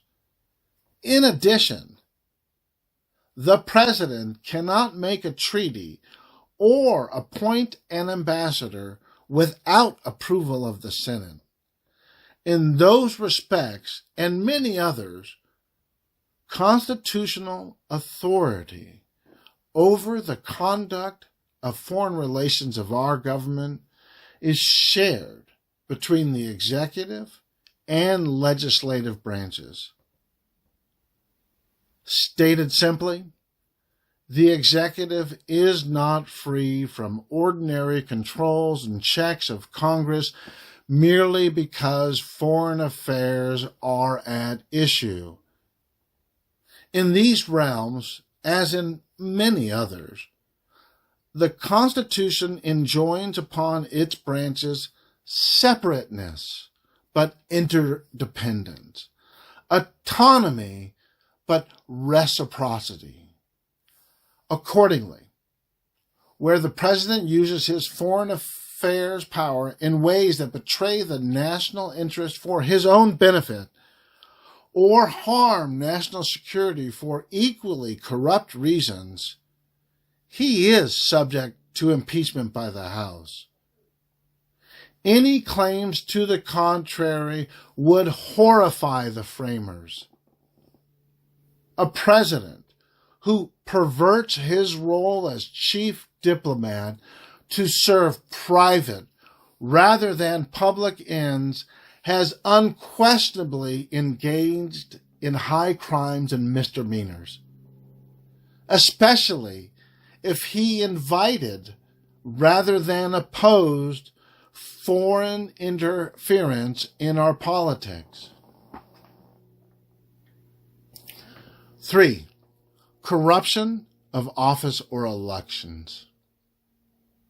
As should now be clear, the framers feared corruption most of all, in its many and shifting manifestations, It was corruption that led to abuse of power and betrayal of the nation. It was corruption that ruined empires, debased Britain, and menaced American freedom. The framers saw no shortage of threats to the Republic and fought valiantly to guard against them. But the big fear underlying all the small fears was whether they'd be able to control corruption. This was not just a matter of thwarting bribes and extortion. It was far greater challenge. The framers aimed to build a country in which officials would not use public power for their personal benefit, disregarding public good in pursuit of their own advancement. This virtuous principle applied with special force to the presidency. As Madison emphasized, because the presidency was to be administered by a single man, his corruption might be fatal to the Republic. The framers, therefore, sought to ensure that corruption was more effectively guarded against in the manner this government was constituted than in any other that had ever been formed. Impeachment was central to that plan. At one point, the convention even provisionally adopted treason, bribery, or corruption as the standard for impeaching a president. And no fewer than 4 delegates, Morris, Madison, Mason, and Randolph, listed corruption as a reason why presidents must be subject to removal. That understanding followed from history. One invariable theme in centuries of Anglo-American impeachment practice has been corruption. Treason posed a threat of swift national extinction, but the steady rod of corruption could destroy us from within. Presidents who succumbed to that instinct, serving themselves at the nation's expense, forfeited the public's trust. Impeachment was seen as especially necessary for presidential conduct corrupting our system of political self-government. That concern arose in 2 contexts. The risk that presidents would be swayed to prioritize foreign over domestic interest, and the risk that they would place their personal interest in re-election above our abiding commitment to democracy. The need for impeachment peaks where both threats converge at once. First was the risk that foreign royals could use wealth, power, and titles to seduce American officials. This was not a hypothetical problem. Just a few years earlier, and consistent with European custom, King Louis XVI of France had bestowed on Benjamin Franklin, in his capacity of American emissary, a snuff box decorated with 408 diamonds of beautiful water, 133 magnificent gifts like this one could unconsciously shape how American officials carried out their duties. To guard against that peril, the framers adopted the Foreign Emoluments Clause, which prohibits presidents, among other federal officials, from accepting any present emolument, office, or title of any kind whatever from any king, prince, or foreign state, unless Congress affirmatively consents. The theory of the Foreign Emoluments Clause, based in history and in the framers' lived experience, is that a federal office holder who receives something of value from a foreign power can be imperceptibly induced to compromise what the Constitution insists be his exclusive loyalty, the best interest of the United States of America. Rather than scrutinize every exchange for potential bribery, the framers simply banned officials from receiving anything of value from foreign powers. Although this rule sweeps broadly, the framers deemed it central to American self-government. Speaking in Philadelphia, Charles Pickney urged the necessity of preserving foreign ministers and other officers of the United States independent of external influence. At Virginia's convention, Randolph elaborated that it was thought proper, in order to exclude corruption and foreign influence, to prohibit anyone in office from receiving or holding any emoluments from a foreign state. Randolph added that if the president violated the clause, he may be impeached. The framers also anticipated impeachment if a president placed his own interest in retaining power above the national interest in free and fair elections. Several delegates were explicit on this point when the topic arose at the Constitutional Convention. By then, the framers had created the Electoral College. They were satisfied with it as a tool for picking presidents, but feared that individual electors might be intimidated or corrupted. Impeachment was their answer. William Davey led off the discussion, warning that a president who abused his office might seek to escape accountability by interfering with elections, sparing no effort or means whatsoever to get himself reelected. Rendering the president impeachable while in office was thus an essential security for the good behavior of the executive.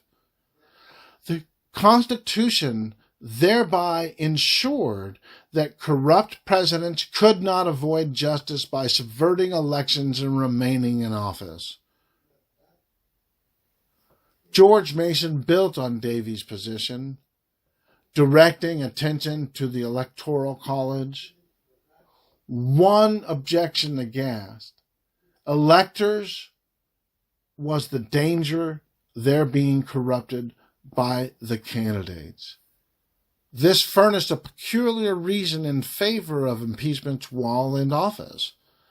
Shall the man who has practiced corruption, and by that means procured his appointment in the first instance, be suffered to escape punishment by repeating his guilt? Mason's concern was straightforward. He feared that presidents would win election by improperly influencing members of the Electoral College, e.g., by offering them bribes. If evidence of such wrongdoing came to light, it would be unthinkable to leave the president in office, especially given that he might seek to avoid punishment by corrupting the next election. In that circumstance, Mason concluded, the president should face impeachment and removal under the Constitution. Notably, Mason was not alone in this view. Speaking just a short while later, Gouverneur Morris emphatically agreed that the executive ought, therefore, to be impeachable for corrupting his elections. Although not articulated expressly, it is reasonably to infer that the concerns raised by Davy, Mason, and Morris were especially salient because the Constitution, until ratification of the 22nd Amendment in 1951, did not limit the number of terms a president could serve in office. A president who twisted or sabotaged the electoral process could rule for life, much like a king. This commitment to impeaching presidents who corruptly interfered with elections was anchored in lessons from British rule. As historian Gordon Wood writes, throughout the 18th century, the Crown had slyly avoided the blunt and clumsy instrument of prerogative and instead had resorted to influencing the electoral process and the representatives in Parliament in order to gain its treacherous ends. In his influential second treatise on civil government, John Locke blasted such manipulation, warning that it serves to cut up the government by the roots and to poison the very fountain of public security. Channeling Locke, American revolutionaries vehemently objected to King George III's electoral shenanigans. Ultimately, they listed several election-related charges in the Declaration of Independence. Those who wrote our Constitution knew and feared that the chief executive could threaten their plan of government by corrupting elections. The true nature of this threat is its rejection of government by we the people, who would ordain and establish the Constitution. The beating heart of the framers' project was a commitment to popular sovereignty. At a time when democratic self-government existed almost nowhere on earth, the framers imagined a society where the true principles of representation are understood and practiced, and where all authority flows from and returns at stated periods to the people. That would be possible only if those entrusted with power should be kept independent on the people. This is why the President and members of Congress must stand before the public for re-election on fixed terms. It is through free and fair elections that the American people protect their right to self-government, a right unforgivably denied to many as the Constitution was ratified in 1788, but now extended to all American citizens over the age of 18. When the President concludes that elections threaten his continued grasp on power and therefore seeks to corrupt or interfere with them, he denies the very premise of our constitutional system. The American people choose their leaders. A president who wields power to destroy opponents or manipulate elections is a president who rejects democracy itself. In sum, the framers discussed the risk that presidents would improperly conspire with foreign nations. They also discussed the risk that presidents would place their interest in retaining power above the integrity of our elections. Both offenses, in their view, called for impeachment. That is doubly true when a president conspires with a foreign power to manipulate elections to his benefit. Conduct that betrays American self-governance and joins the framers' worst nightmares into a single impeachable offense. D. Conclusion. Writing in 1833, Joseph Story remarked that impeachable offenses are of so various and complex a character that it would be almost absurd to attempt a comprehensive list. Consistent with Justice Story's wisdom, the House has never, in any impeachment inquiry or proceeding, adopted either a comprehensive definition of high crimes and misdemeanors or a catalog of offenses that are impeachable. Rather than engage in abstract, advisory, or hypothetical debates about the precise nature of conduct that calls for the exercise of its constitutional powers, the House has awaited a full development of the facts. Only then has it weighed articles of impeachment. In making such judgments, however, each member of the House has sworn an oath to follow the Constitution, which sets forth a legal standard governing when presidential conduct warrants impeachment. That standard has three main parts. First, as Mason explained just before proposing high crimes and misdemeanors as the basis for impeachment, the president's conduct must constitute a great and dangerous offense against the nation. The Constitution itself offers us two examples, treason and bribery. In identifying other offenses of the same kind, we are guided by parliamentary and early American practice, records from the Constitutional Convention, and state ratifying conventions, and insights from the Constitution's text and structure. These sources prove that high crimes and misdemeanors involve misconduct that subverts and injures constitutional governance. Core instances of such misconducts by the president are serious abuse of power, betrayal of the national interest through foreign entanglements, and the corruption of office and elections.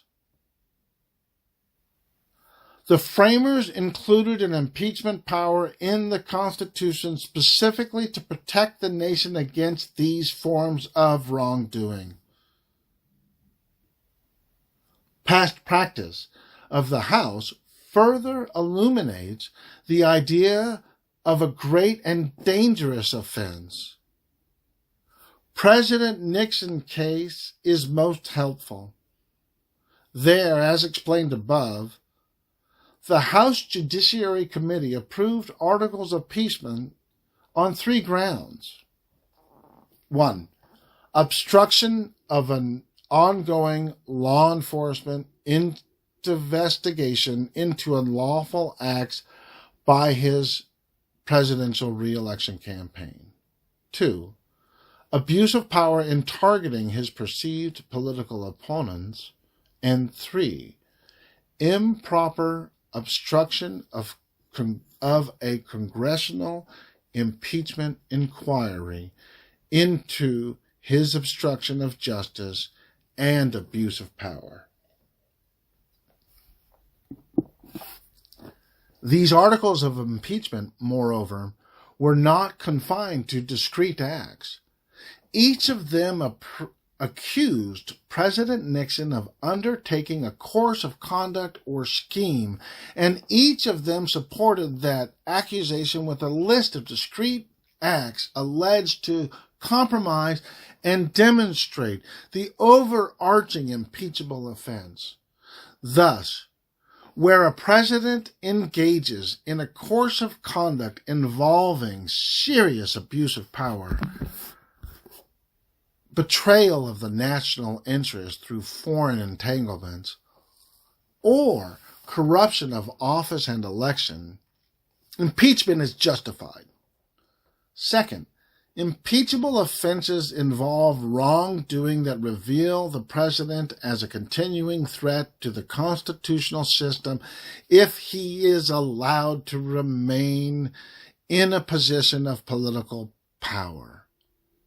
As Iredell remarked, impeachment does not exist for a mistake. That is why the framers rejected maladministration as a basis for impeachment. And it is why high crimes and misdemeanors are not simply unwise, unpopular, or unconsidered acts. Like treason and bribery, they reflect decisions by the president to embark on a course of conduct or to act with motives inconsistent with our plan of government. Where the president makes such a decision, Congress may remove him to protect the Constitution, especially if there is reason to think that he will commit additional offenses if left in office, e.g., statements by the president that he did nothing wrong and would do it all again.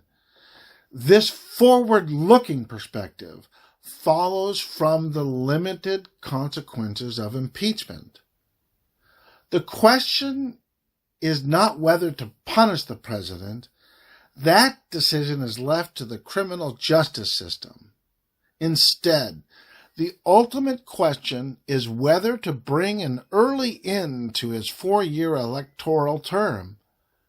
In his analysis of the Constitution, Alexis de Tocqueville thus saw impeachment as a preventative measure, which exists to deprive the ill-disposed citizen of an authority which he has used amiss, and to prevent him from ever acquiring it again. That is particularly true when the president injures the nation's interest as part of a scheme to obtain personal benefits. Someone so corrupt will act again corruptly. Finally, high crimes and misdemeanors involve conduct that is recognizably wrong to a reasonable person. This principle resolves a potential tension in the Constitution. On the one hand, the framers adopted a standard for impeachment that could stand the test of time.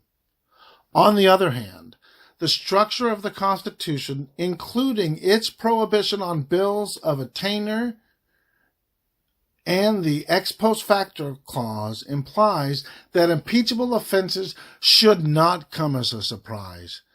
Impeachment is aimed at presidents who believe they are above the law, and who believe their own interests transcend those of the country and Constitution. Of course, President Nixon proved presidents who have committed impeachable offenses may seek to confuse the public through manufactured ambiguity and crafty pretexts. That does not shield their misconduct from impeachment. The principle of a plainly wrong act is not about academic technicalities. It simply focuses impeachment on conduct of any person of honor would recognize as wrong under the Constitution. To summarize, like treason and bribery and consistent with the offenses historically considered by Parliament to warrant impeachment, high crimes and misdemeanors are great and dangerous offenses that injure the constitutional system. Such offenses are defined mainly by abuse of power, betrayal of national interest through foreign entanglements, and corruption of office and elections. In addition, impeachable offenses arise from wrongdoing that reveals the president as a continuing threat to the constitutional system if allowed to remain in a position of power. Finally, they involve conduct that reasonable officials would consider to be wrong in our democracy. Within these parameters, and guided by the fidelity to the Constitution, the House must judge whether the president's misconduct is grave enough to require impeachment. That step must never be taken lightly. It is a momentous act justified only when the president's full course of conduct, assessed without favor or prejudice, is seriously incompatible with either the constitutional form and principles of our government or the proper performance of constitutional duties of the presidential office. When that standard is met, however, the Constitution calls the House to action. In such cases, a decision not to impeach has grave consequences and sets an ominous precedent. As Representative William Cohen remarked in President Nixon's case, it also has been said to me that even if Mr. Nixon did not commit these offenses, every other president has engaged in some of the same conduct, at least to some degree. But the answer, I think, is that democracy, that solid rock of our system, may be eroded away by degree, and its survival will be determined by the degree to which we will tolerate those silent and subtle subversions that absorb it slowly into the rule of a few. 5. Criminality. Issue. It is occasionally suggested that presidents can be impeached only if they have committed crimes. That position was rejected in President Nixon's case, and then rejected again in President Clinton's, and should be rejected once more. Offenses against the Constitution are different in kind than offenses against the criminal code. Some crimes, like jaywalking, are not impeachable. Some impeachable offenses, like abuse of power, are not crimes. Some misconduct may offend both the Constitution and the criminal law. Impeachment and criminality must therefore be assessed separately, even though the commission of crimes may strengthen a case for removal. A great preponderance of authority confirms that impeachable offenses are not confined to criminal conduct. This authority includes nearly every legal scholar to have studied the issue, as well as multiple Supreme Court justices who addressed it in public remarks. More important, the House itself has long treated high crimes and misdemeanors as distinct from crimes subject to indictment. That understanding follows from the Constitution's history, text, and structure, and reflects the absurdities and practical difficulties that would result were the impeachment power confined to indictable crimes. A. History.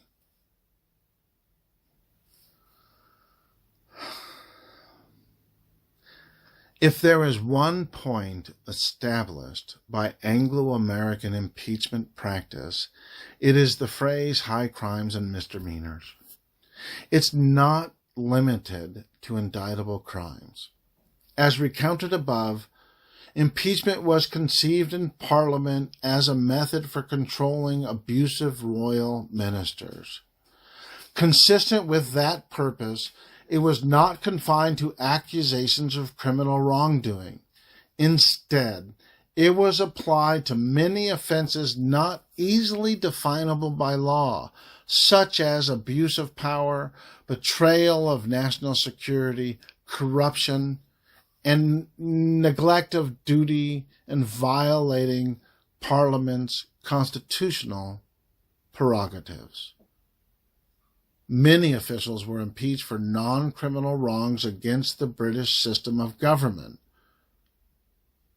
Notably, examples include the Duke of Buckingham, 1626, the Earl of Strafford in 1640, the Lord Mayor of London in 1642, the Earl of Orford and others in 1701, Governor General Warren Hastings in 1787. Across centuries of use, the phrase high crimes and misdemeanors thus assumed a special historical meaning different from the ordinary meaning of the term crimes and misdemeanors.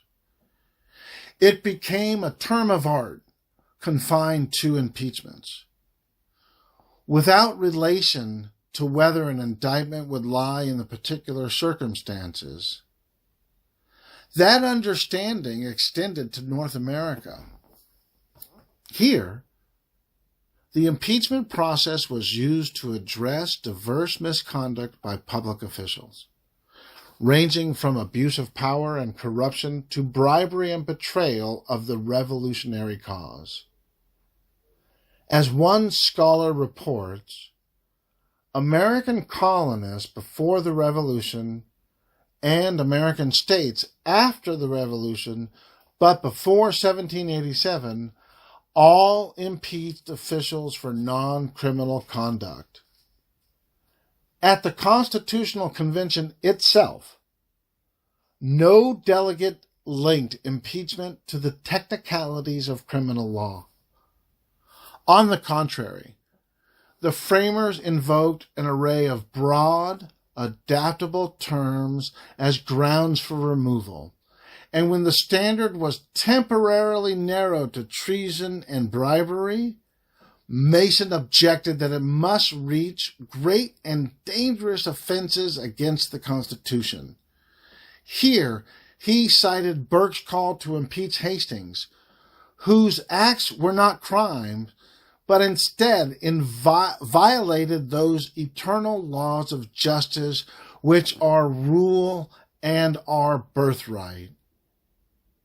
To the framers, impeachment was about abuse of power, betrayal of nation, corruption of office and elections.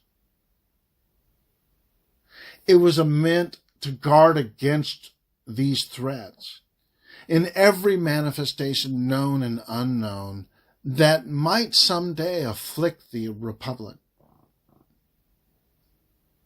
That view appeared repeatedly in the state ratifying debates.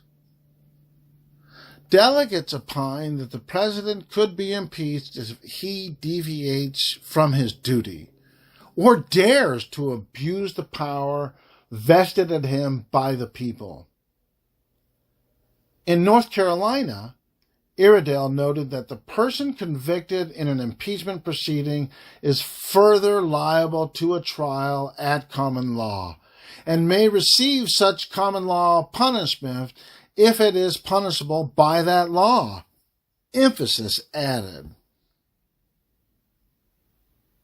Similarly, in Virginia, George Nicholas declared that the president will be absolutely disqualified by impeachment to hold any place of profit, honor, or trust and liable to further punishment if he has committed such crimes as are punishable by common law. Emphasis added. The premise underlying this statement and infidels is that some presidential high crimes and misdemeanors were not punishable by common law. Leading minds echoed that position through the nation's early years. In Federalist number 65, Hamilton argued that impeachable offenses are defined by the abuse or violation of some public trust. In that sense, he reasoned, there are of a nature which may, with peculiar propriety, be denominated political, as they rely chiefly to injuries done immediately to the society itself. A few years later, Constitutional Convention delegate James Wilson reiterated Hamilton's point. Impeachments and offenses and offenders and impeachable come not within the sphere of ordinary jurisprudence. They are founded on different principles, are governed by different maxims, and are directed to different objects. Writing in 1829, William Rawle described impeachment as reserved for men whose treachery to their country might be productive of the most serious disasters. 4 years later, Justice Story emphasized that impeachable offenses ordinarily must be examined upon very broad and comprehensive principles of public policy and duty. The American experience with impeachment confirms that lesson. A strong majority of the impeachments voted by the House in 1789 have included one or more allegations that did not charge a violation of criminal law. Several officials, moreover, have subsequently been convicted on non-criminal articles of impeachment.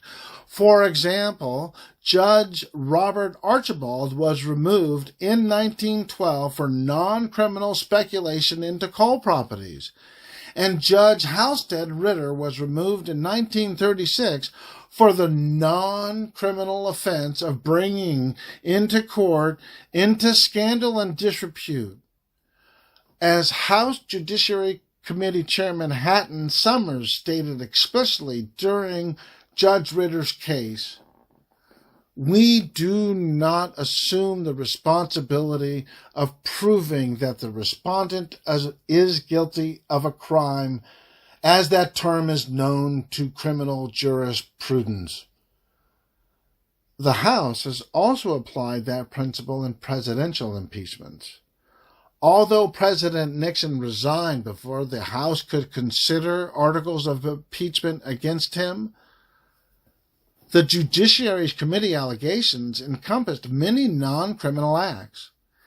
And in President Clinton's case, the Judiciary Committee report accompanying articles of impeachment to the House floor stated that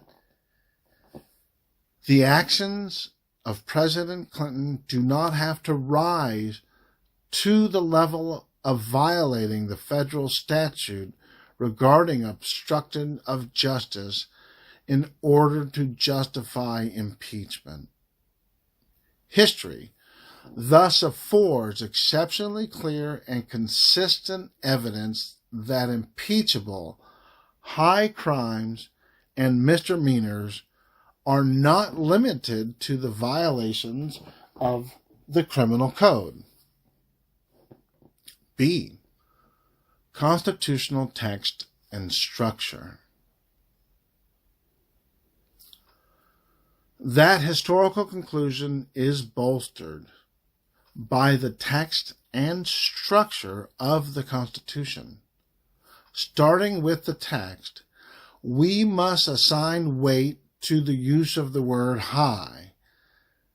That is true not only because high crimes and misdemeanors was a term of art with its own history, but also because high connotates an offense against the state itself.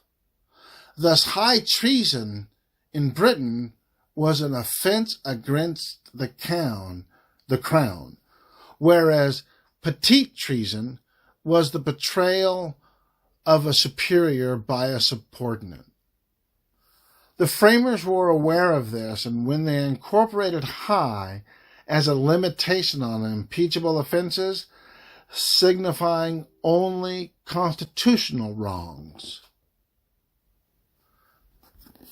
That choice is particularly noteworthy because the framers elsewhere referred to crimes, offenses, and punishment without using this modifier. So we know the framers knew how to denote ordinary crimes when they wanted to do so. For example, the Fifth Amendment requires a grand jury indictment in cases of capital or otherwise infamous crimes. The Currency Clause, in turn, empowers Congress to provide for the punishment of counterfeiting the securities and current coin of the United States. The Law of Nations Clause authorizes Congress to define and punish piracies and felonies committed on the high seas, and offenses against the law of nations. And the Interstate Extradition Clause provides that a person charged in any state with treason, felony, or other crime who flees from one state to another shall be returned upon request. Only in the Impeachment Clause did the framers refer to high crimes. By adding high to this one provision, while excluding it everywhere else, the framers plainly sought to capture a distinct category of offenses against the state. That interpretation is also most consistent with the structure of the Constitution. This is true in three respects. First, explained above, the Impeachment Clause restricts the consequences of impeachment to removal from office and disqualification from future federal office holding. That speaks to the fundamental character of impeachment. In Justice Story's words, it is a proceeding purely of a political nature. It is not so much designed to punish an offender as to secure the state against gross official misdemeanors. It touches neither his person nor his property, but simply divest him of his political capacity. Given that impeachment exists to address threats to the political system, applies only to political officials, and responds only by stripping political power, it makes sense to infer that high crimes and misdemeanors are offenses against the political system rather than indictable crimes. Second, if impeachment were restricted to crimes, impeachment proceedings would be restricted to deciding whether the president had committed a specific crime. Such a view would create tension between the Impeachment Clause and other provisions of the Constitution. For example, the Double Jeopardy Clause protects against being tried twice for the same crime. Yet the Impeachment Clause contemplates that an official once removed can still face indictment, trial, judgment, and punishment according to the law. It would be strange if the framers forbade double jeopardy, yet allowed the president to be tried in court for crimes after Congress convicted him in a proceeding that necessarily and exclusively decided whether he was guilty of those very same crimes. That oddity is avoided only if impeachment proceedings are seen in non-criminal terms, which occurs if impeachable offenses are understood as distinct from indictable crimes. Finally, the Constitution was originally understood as limiting Congress's power to create a federal law of crimes. It would therefore be strange if the framers restricted impeachment to criminal offenses. While denying Congress the ability to criminalize many forms of presidential wrongdoing that they repeatedly described as requiring impeachment. To set this point in context, the Constitution expressly authorizes Congress to criminalize only a handful of wrongful acts: counterfeiting, piracy, offenses against the law of nations, and crimes that occur within the military. Congresses did not tread far beyond that core category of crimes, and the Supreme Court took a narrow view of federal power to pass criminal statutes. It was not until much later in the 20th century that the Supreme Court came to recognize that Congress could enact a broader criminal code. As a result, early federal criminal statutes covered relatively few categories of offenses. Many federal offenses were punishable only when committed in special places and within peculiar jurisdictions, as far as, for instance, on the high seas, or in forts, navy yards, and arsenals ceded to the United States. The framers were not fools. They authorized impeachment for a reason, and that reason would have been gutted if impeachment were limited to crimes. It is possible, of course, that the framers thought the common law, rather than federal statutes, would define criminal offenses. That is undeniably true of bribery. The framers saw this impeachable offense as defined by the common law of bribery, as it was understood at the time. But it is hard to believe that the framers saw common law as the sole measure of impeachment. For one thing, the common law did not address itself to many wrongs that could be committed uniquely by the president in our republican system. The common law would thus have been an extremely ineffective tool for achieving the framers' stated purpose in authorizing impeachment. Moreover, the Supreme Court held in 1812 that there is no federal common law of crimes.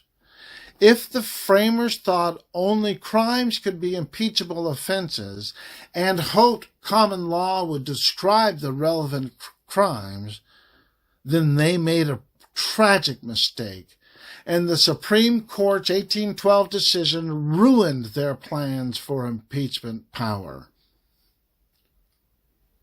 Rather than assume the framers wrote a constitution full of empty words and internal contradictions, it makes far more sense to agree with Hamilton that impeachment is not about crimes. The better view, which the House itself has long embraced, confirms that impeachment targets offenses against the Constitution that threaten democracy. See The purpose of impeachment.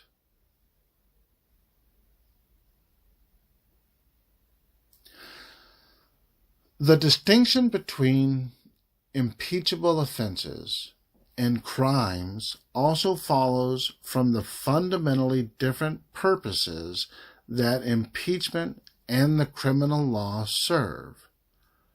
At bottom, the impeachment power is the first step in a remedial process, removal from office, and possible disqualification from holding future office. It exists primarily to maintain constitutional government and is addressed exclusively to abuses perpetrated by federal office holders. It is through impeachment proceeding that a president is called to account for abusing powers that only a president possesses. The criminal law, in contrast, sets a general standard of conduct that all must follow. It applies to all persons within its compass and ordinarily defines acts forbidden to everyone. In our legal tradition, the criminal code does not address itself expressly to the abuses of presidential power. Indeed, the early Congresses filled with framers didn't even try to create a body of criminal law addressing many of the specific abuses that motivated adoption of the impeachment clause in the first place. This partly reflects a tacit judgment that it did not seem such a code necessary, but that is not the only explanation. The Constitution vests the sole power of impeachment in the House. It is therefore doubtful that a statute enacted by one Congress and signed by the President could bind the House at a later date. Moreover, any such effort to define and criminalize all impeachable offenses would quickly run aground.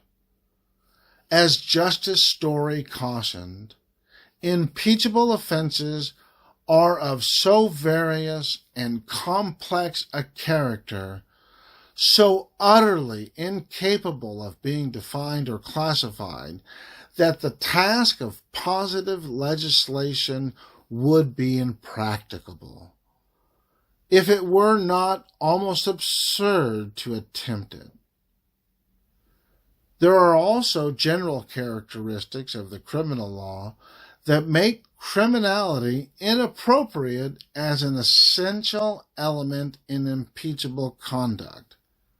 For example, criminal law traditionally forbids acts rather than failures to act.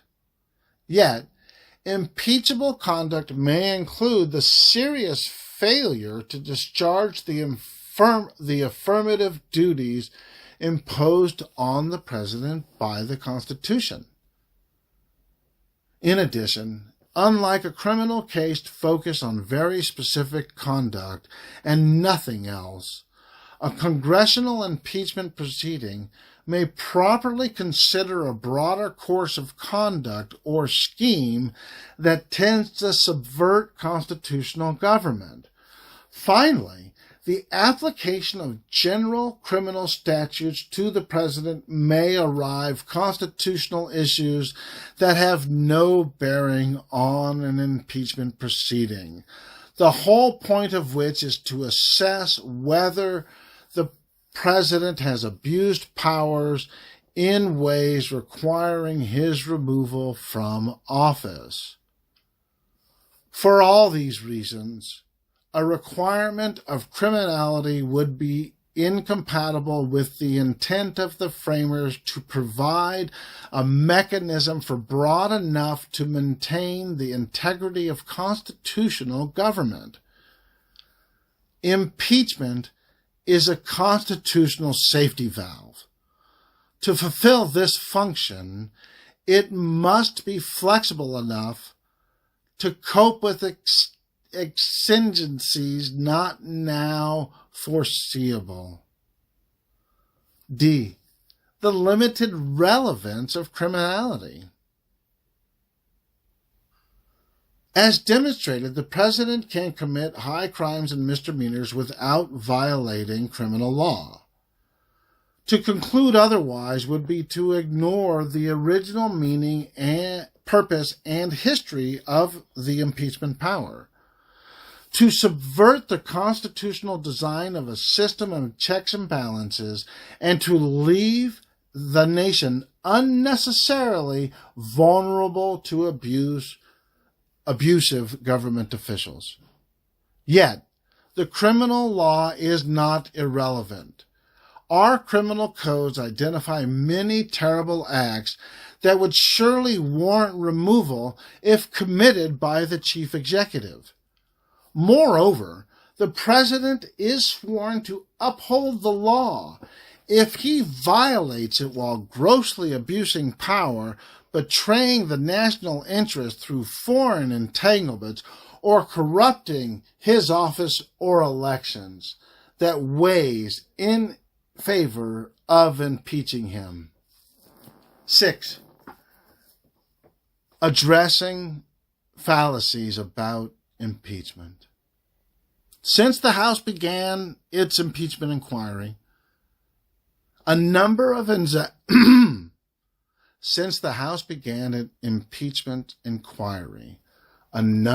inaccurate claims have circulated about how impeachment works under the Constitution.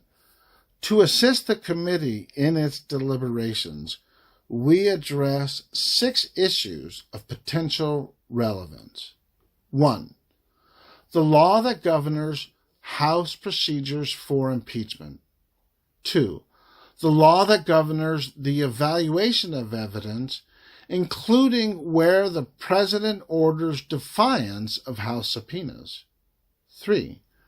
Whether the president can be impeached for the abuse of his executive powers.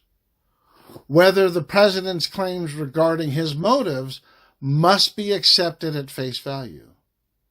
5. Whether the president is immune from impeachment if he attempts an impeachable offense but is caught before he completes it.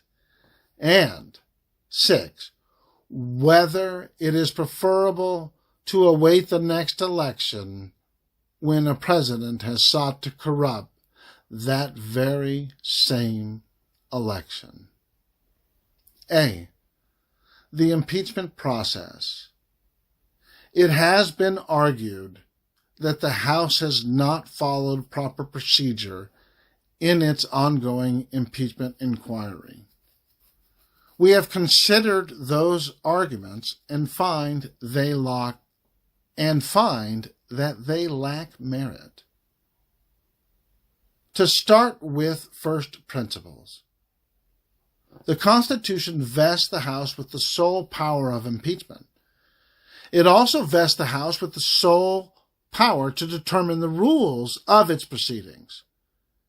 These provisions authorize the House to investigate potential high crimes and misdemeanors, and to draft and debate articles of impeachment, and to establish whatever rules and procedures it deems proper for those proceedings. When the House wields its constitutional impeachment power, it functions like a grand jury or prosecutor. Its job is to figure out what the president did and why he did it, and then to decide whether the president should be charged with impeachable offenses. If the House approves any articles of impeachment, the president is entitled to present a full defense at trial in the Senate. It is thus in the Senate, not in the House, where the president might properly raise certain protections associated with trials. Starting in May 2019, the Judiciary Committee undertook an inquiry to determine whether recommended articles of impeachment against President Trump. The committee subsequently confirmed many times that it was engaged in an impeachment investigation. On June 11th, 2019, the full House approved a resolution confirming that the Judiciary Committee possessed any and all necessary authority under Article 1 of the Constitution to continue its investigation. An accompanying Rules Committee report emphasized that the purposes of the inquiry included whether to approve the impeachment with respect to the president.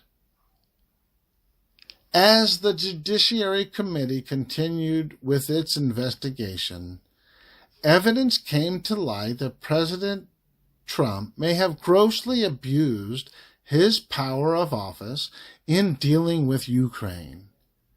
At that point, the House Permanent Select Committee on Intelligence and the House Oversight and Foreign Affairs Committees began investigating potential offenses related to Ukraine. On September 24, 2019, House Speaker Nancy Pelosi directed these committees, as well as the House Judiciary, Financial Service, and Ways and Means committees, to proceed with their investigations under the umbrella of an impeachment inquiry.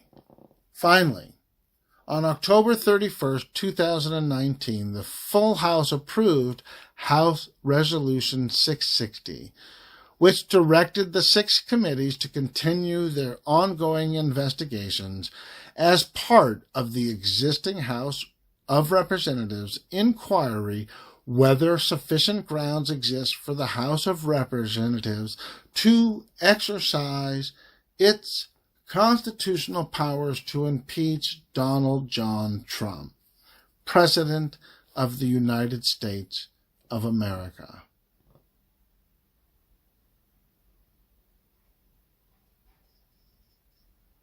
This approach to investigating potential impeachable offenses adheres to the Constitution, the rules of the House, and historical practice. House committees have frequently initiated and made substantial progress in impeachment inquiries before the House considered a resolution formalizing their efforts. That is what happened in the cases of President Johnson and Nixon, as well as in many judicial impeachments, which are subject to the same constitutional provisions. Indeed, numerous judges have been impeached without any prior vote of the full House authorizing informal inquiry. It is both customary and sensible for committees, particularly the Judiciary Committee, to investigate evidence of serious wrongdoing before decisions are made by the full House.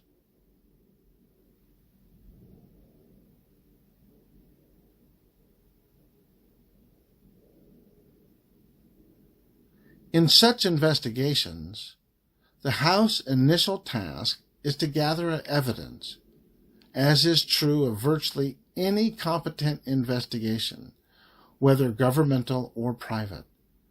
The House has historically conducted substantial parts of the initial fact-finding process out of public view to ensure more accurate and complete testimony.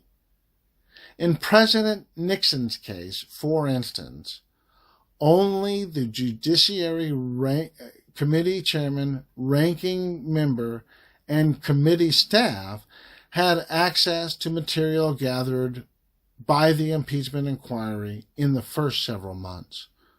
There was no need for similar secrecy in President Clinton's case, but only because the House did not engage in a substantial investigation of its own. It largely adopted the facts set forth in a report by independent counsel Kenneth Starr, who had spent years investigating behind closed doors.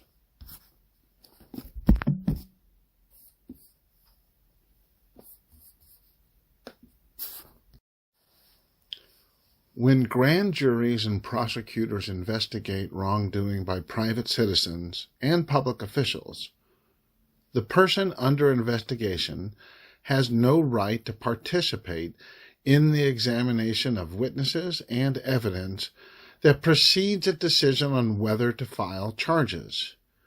That is black-letter law under the Constitution. Even in serious criminal cases that threaten loss of life or liberty. The same is true in impeachment proceedings, which threaten only loss of public office. Accordingly, even if the full panoply of rights held by criminal defendants hypothetically were to apply in the non-criminal setting of impeachment, the President has no due process right to interfere with or inject himself into the House's fact-finding efforts. If the House ultimately approves articles of impeachment, any rights that the President might hold are properly secured at trial in the Senate, where he may be afforded an opportunity to present an evidentiary defense and test the strength of the House's case. Although under no constitutional or other legal obligation to do so, but consistent with historical practice, the House approved a resolution, House Resolution 660, that ensures transparency, allows effective public hearings, and provides the President with opportunities to participate. The privileges afforded under House Resolution 660 are even greater than those provided to Presidents Nixon and Clinton. They allow the President or his counsel to participate in House Judiciary Committee proceedings by presenting their case, responding to evidence, submitting requests for additional evidence, attending hearings, including non-public hearings, objecting to testimony, and cross-examining witnesses. In addition, House Resolution 660 gave the minority the same rights to question witnesses that the majority has, as has been true at every step of this impeachment proceeding.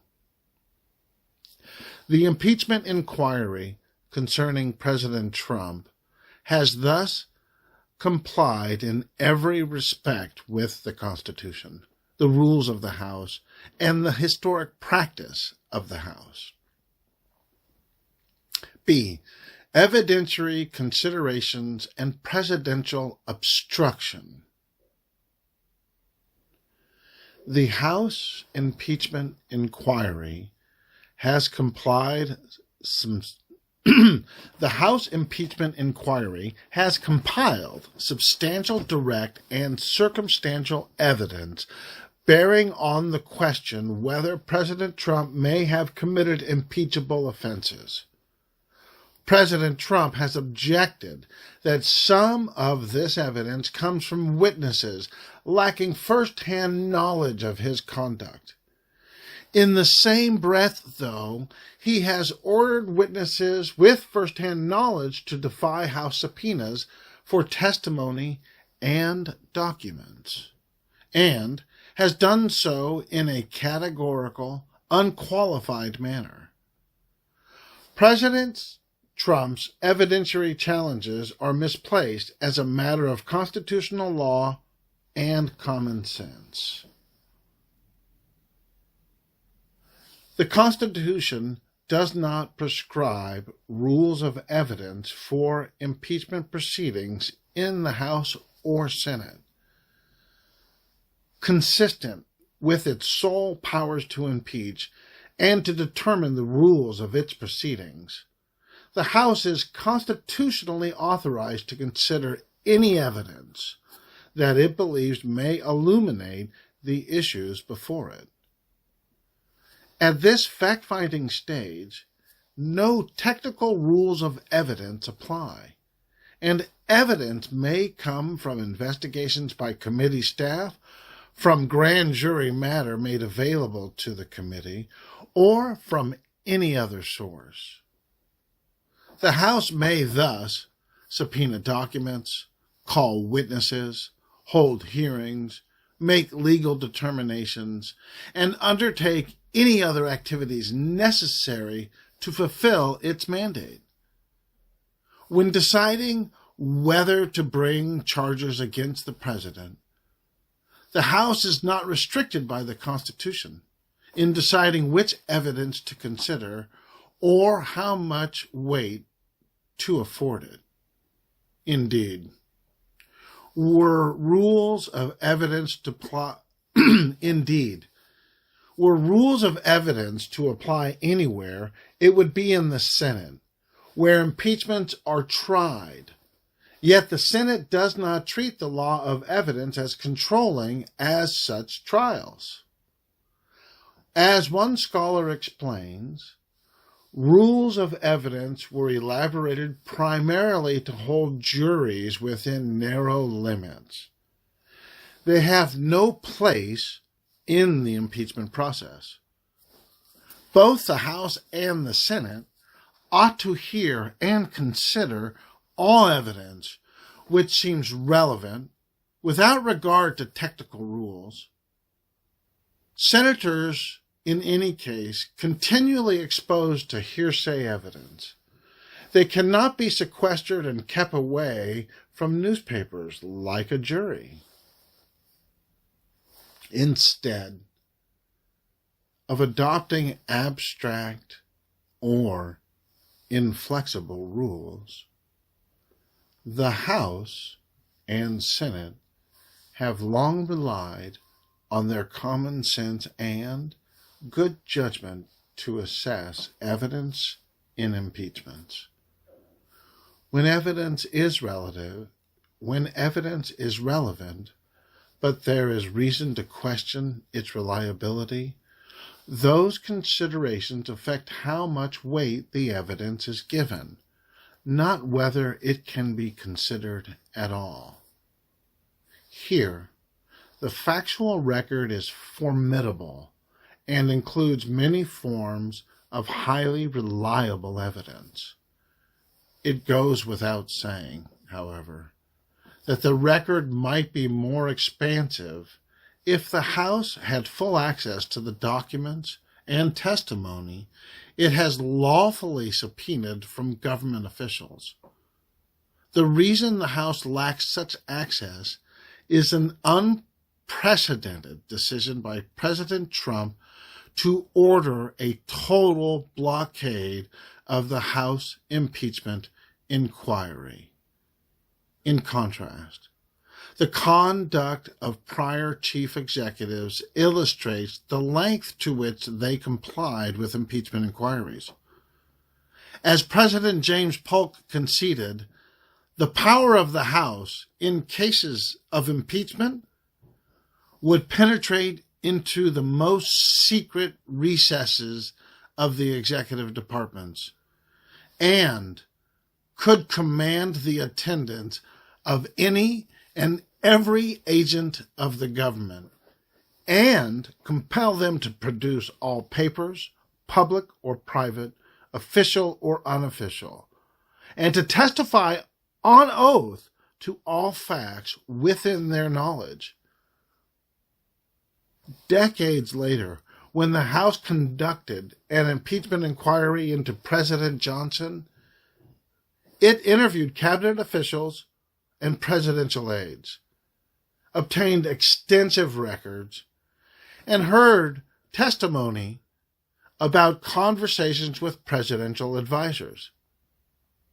Presidents Grover, Cleveland, Ulysses S. Grant, and Theodore Roosevelt each confirmed that Congress could obtain otherwise shielded executive branch documents in an impeachment inquiry.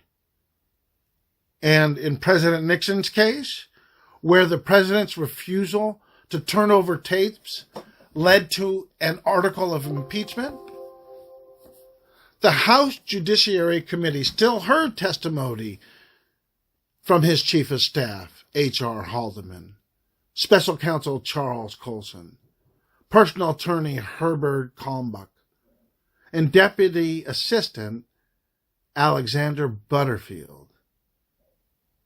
Indeed, with respect to the Senate Watergate investigation, President Nixon stated, "All members of the White House staff will appear voluntarily when requested by the committee. They will testify under oath, and they will answer fully all proper questions." President Trump's categorical blockade of the House impeachment inquiry has no analog in the history of the Republic.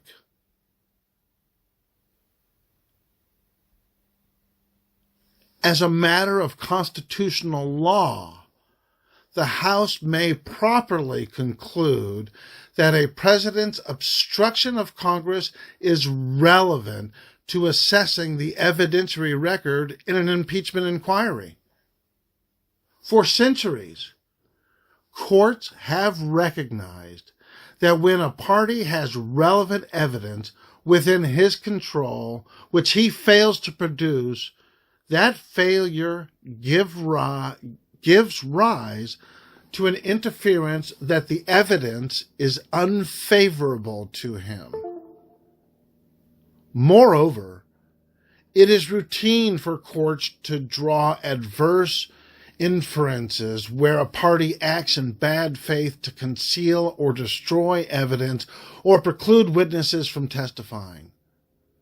Although those judicial rules do not control here, they are instructive in confirming that parties who interfere with fact-finding processes can suffer an evidentiary sanction.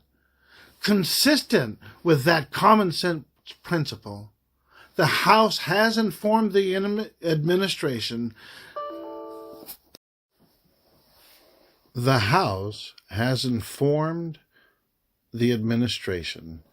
that defiance of subpoenas at the direction or behest of the President or the White House could justify an adverse inference against the President.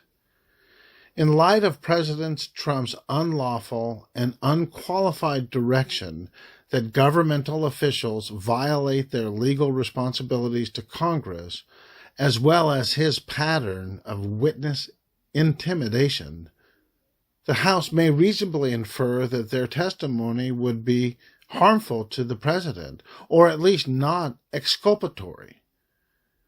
If this evidence were helpful to the President, he would not break the law to keep it hidden, nor would he engage in public acts of harassment to scare other witnesses who might consider coming forward.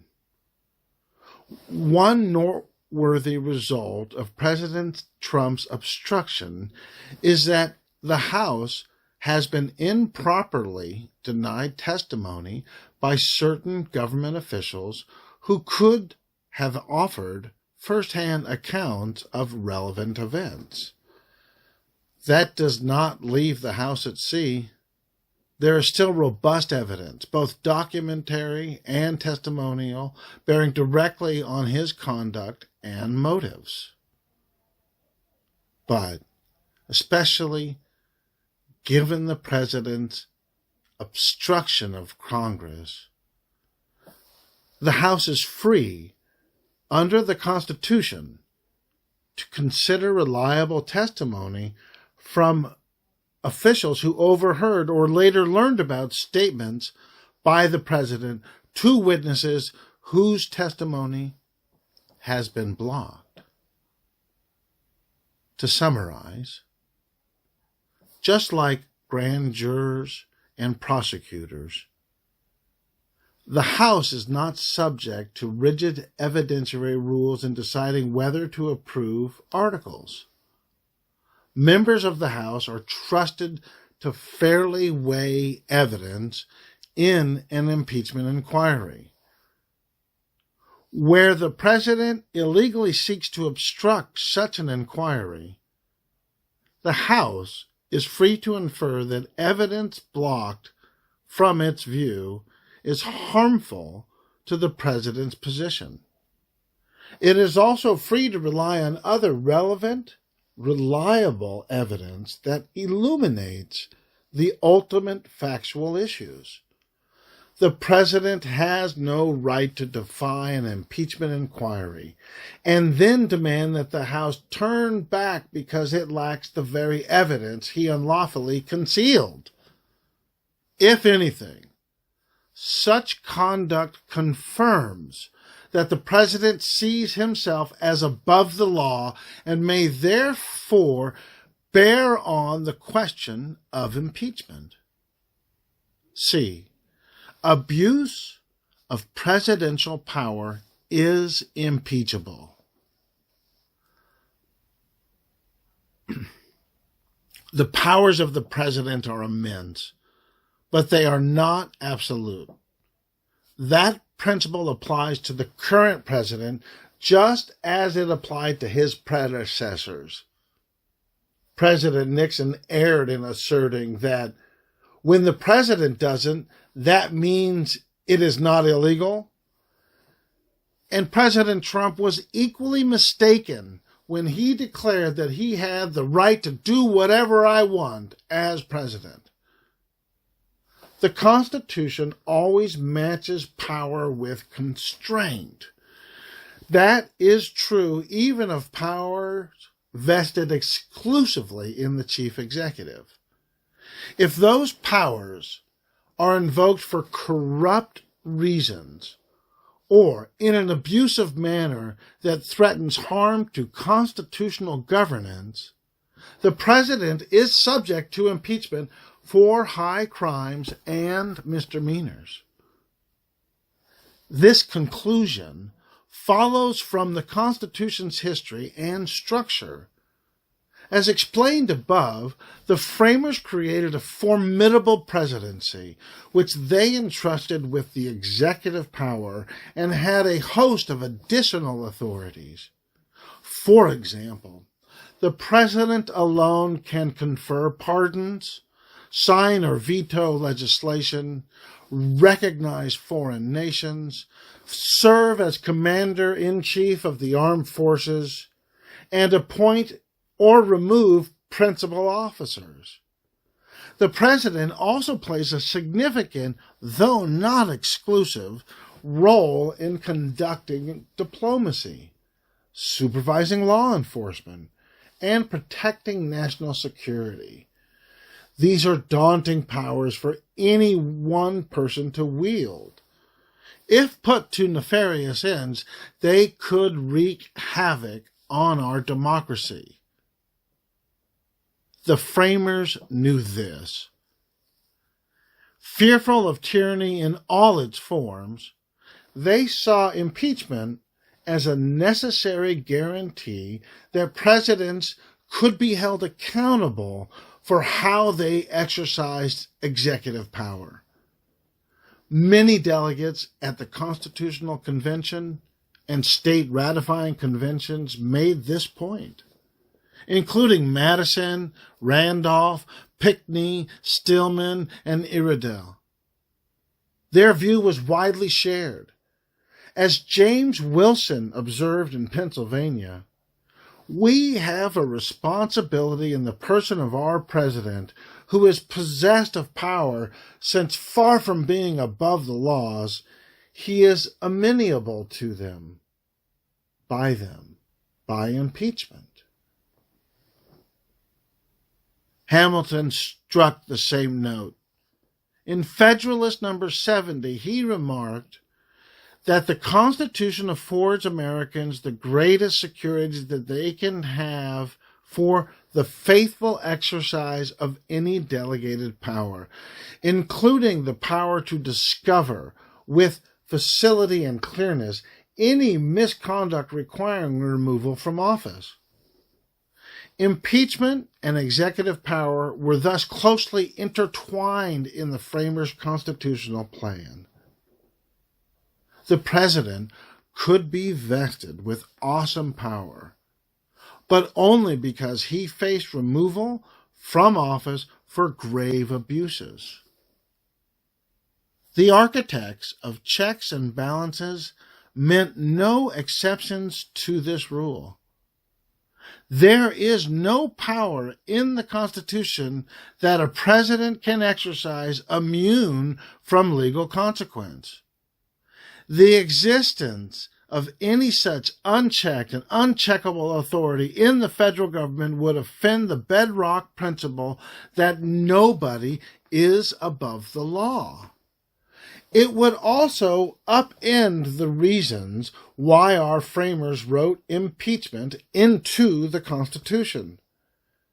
The exact forms of presidential wrongdoing that they discussed in Philadelphia could be committed through use of executive powers, and it is unthinkable that the framers left the nation defenseless in such cases. In fact, when questioned by Mason in Virginia, Madison expressly stated that the president could be impeached for abuse of his exclusive pardon power, a view that the Supreme Court later echoed in Ex parte Grossman. By the same token, a president could surely be impeached for treason if he fired the Attorney General to thwart the unmasking of an enemy spy in wartime. He could be impeached for bribery if he offered to divulge state secrets to a foreign nation, conditioned on regulatory exemptions for his family business. Simply put, the fact that a power is exclusive to the executive, that is, the president alone may exercise it, does not mean the power cannot be exercised in clear bad faith, and that Congress cannot look into or act upon knowledge of that abuse. The rule that abuse of power can lead to removal encompasses all three branches. The impeachment clause applies to the president, vice president, and civil officers of the United States, including Article 3 judges. There is no exception to impeachment for misconduct by federal judges involving the exercise of their official powers. In fact, the opposite is true. If, in the exercise of the powers with which they are clothed as ministers of justice, judges act partially or maliciously or corruptly or arbitrarily or oppressively, they may be called to an account by impeachment. Similarly, if members of Congress exercise legislative power abusively or with corrupt purposes, they may be removed pursuant to the expulsion clause, which permits each House of Congress to expel a member with the concurrence of 2/3. Nobody is entitled to wield power under the Constitution if they ignore or betray the nation's interests to advance their own. This is confirmed by past practice of the House. President Nixon's case directly illustrates the point. As head of the executive branch, he had the power to appoint and remove law enforcement officials, to issue pardons, and to oversee the White House, IRS, CIA, and FBI. But he did not have any warrant to exercise these presidential powers abusively or corruptly. When he did so, the House Judiciary Committee properly approved multiple articles of impeachment against him. Several decades later, the House impeached President Clinton. There, the House witnessed substantial disagreement over whether the president could be impeached for obstruction of justice that did not involve using the powers of his office. But it was universally presumed and never seriously questioned that the president could be impeached for obstruction of justice that did not involve those powers. That view rested firmly on a correct understanding of the Constitution. Our Constitution rejects pretensions to monarchy and binds presidents with law. A president who sees no limit on his power manifestly threatens the republic. D. Presidential pretexts need not be accepted at face value. Impeachable offenses are often defined by corrupt intent. To repeat Iredell, the president would be liable to impeachments if he had acted from some corrupt motive or other, if he was willfully abusing his trust. Consistent with that teaching, both treason and bribery require proof that the president acted with an improper state of mind, as would many other offenses described as impeachable at the Constitutional Convention. Contrary to occasional suggestions that the House may not examine the president's intent, an impeachment inquiry may therefore require the House to determine why the president acted the way he did. Understanding the president's motives may clarify whether he used power in forbidden ways, whether he was faithless in executing the laws, and whether he poses a continuing danger to the nation if allowed to remain in office.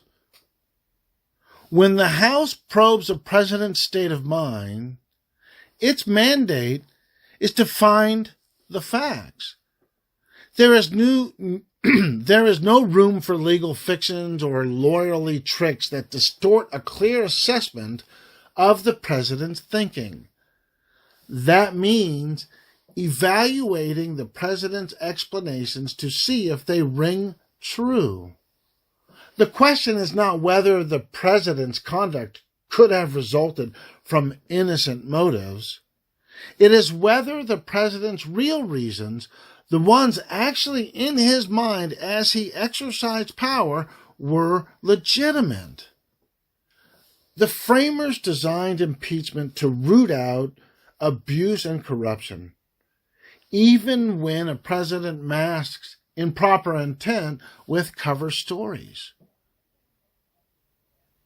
Accordingly, where the president's explanations of his motives defy common sense, or is otherwise unbelievable, the House is free to reject the pretextual explanation and to conclude that the president's false account of his thinking is itself evidence that he acted with corrupt motives.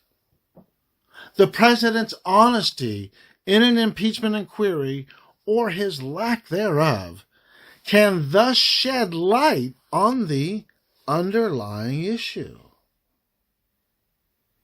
President Nixon's case highlights the point. In its discussion of an article of impeachment for abuse of power, The House Judiciary Committee concluded that he had falsely used a national security pretext to direct executive agencies to engage in unlawful electronic surveillance investigations, thus violating the constitutional rights of citizens. In its discussion of the same article, the committee also found that President Nixon had interfered with the Justice Department by ordering it to cease investigating a crime on the pretext that it involved national security. President Nixon's repeated claim that he had acted to protect national security could not be squared with the facts. And so the committee rejected it in approving articles of impeachment against him for targeting political opponents. Testing whether someone has falsely characterized their motives requires careful attention to the facts. In rare cases, some implausible, fantastic, and silly explanations could be found to be pretextual without any further evidence. Sifting truth from fiction, though, usually demands a thorough review of the record and a healthy dose of common sense. The question is whether the evidence tells a story that does not match the explanation. Because court assesses motive all the time, they have identified warning signs that an explanation may be untrustworthy. Those red flags include the following. First, lack of fit between conduct and explanation.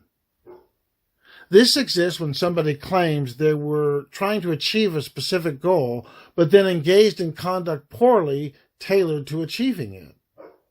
For instance, imagine the president claims that he wants to solve a particular problem. Then he ignores many clear examples of that problem, weakens rules meant to stop it from occurring, acts in ways unlikely to address it, and seeks to punish only two alleged violators, both who happen to be his competitors. The lack of fit between his punitive conduct and his explanation for it strongly suggests that the explanation is false, and that he invented it as a pretext for corruptly targeting his competitors. Second, arbitrary discrimination. When someone claims they were acting for a particular reason, look to see if they treated similarly situated individuals the same. For example, if a president says that people doing business abroad should not engage in specific practices, does he punish everyone who breaks that rule, or does he pick and choose? If he picks and chooses, is there a good reason why he targets some people and not others? Or does he appear to be targeting people for reasons unrelated to his stated motive? Where, similarly, situated people are treated differently. The president should be able to explain why. If no such explanation exists, it follows that hidden motives are in play. Third, shifting explanations. When someone repeatedly changes their story, it makes sense to infer that they began with a lie and may still be lying. That is true in daily life, and it is true in impeachments. The House may therefore doubt the president's account of his motives when he first denies that something occurred, then admits that it occurred but denies key facts, then admits those facts and tries to explain them away, and then changes his explanation as more evidence comes to light.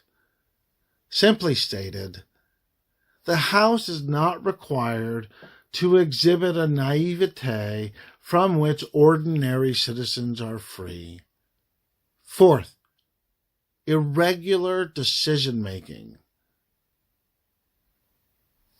When someone breaks from the normal method of making decisions and instead acts covertly or strangely, there is cause for suspicion. As the Supreme Court has reasoned, the specific sequence of events leading up the challenged decision may shed some light on the decision-maker's purposes, and departures from the normal procedural sequence might afford evidence that improper purposes are playing a role. There are many personnel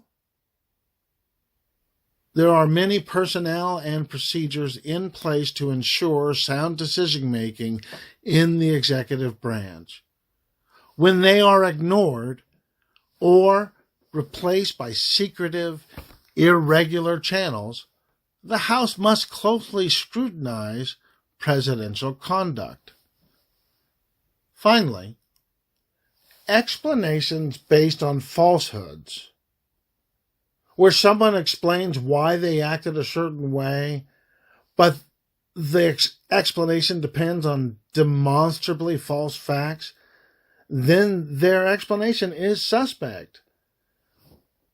For example, if a president publicly states that he withheld funds from a foreign nation due to failure to meet certain conditions, but the federal agencies responsible for monitoring those conditions certify that they were satisfied, the House may conclude that the president's explanation is only a distraction from the truth. When one or more of these red flags is present, there is reason to doubt that the president's account of his motives is accurate. When they are all present simultaneously, that conclusion is virtually unavoidable. Thus, in examining the president's motives as part of an impeachment inquiry, the House must test his story against the evidence to see if it holds water. If it does not, the House may find that he acted with corrupt motives and that he has made false statements as part of an effort to stymie the impeachment inquiry. E. Attempted presidential misconduct is impeachable. As a matter of settled constitutional law and contrary to recent suggestions otherwise, attempted presidential wrongdoing can be impeachable. This is clear from the records of the Constitutional Convention. In the momentous exchange that led to adoption of high crimes and misdemeanor standard, Mason championed impeaching presidents for any great and dangerous offenses. It was therefore necessary, he argued, to avoid a narrow standard that would prevent impeachment for attempts to subvert the Constitution, with emphasis added. Then, only minutes later, it was Mason himself who suggested high crimes and misdemeanors as the test for presidential impeachment. The very author of the relevant constitutional text thus made clear it must cover attempts. The House Judiciary Committee reached this conclusion in President Nixon's case. Its analysis is compelling and consistent with Mason's reasoning. In some of the instances in which Richard M. Nixon abused the powers of his office, his unlawful or improper objective was not achieved. But this does not make the abuse of power any less serious, nor diminish the applicability of the impeachment remedy. The principle was stated by Supreme Court Justice William Johnson in 1808.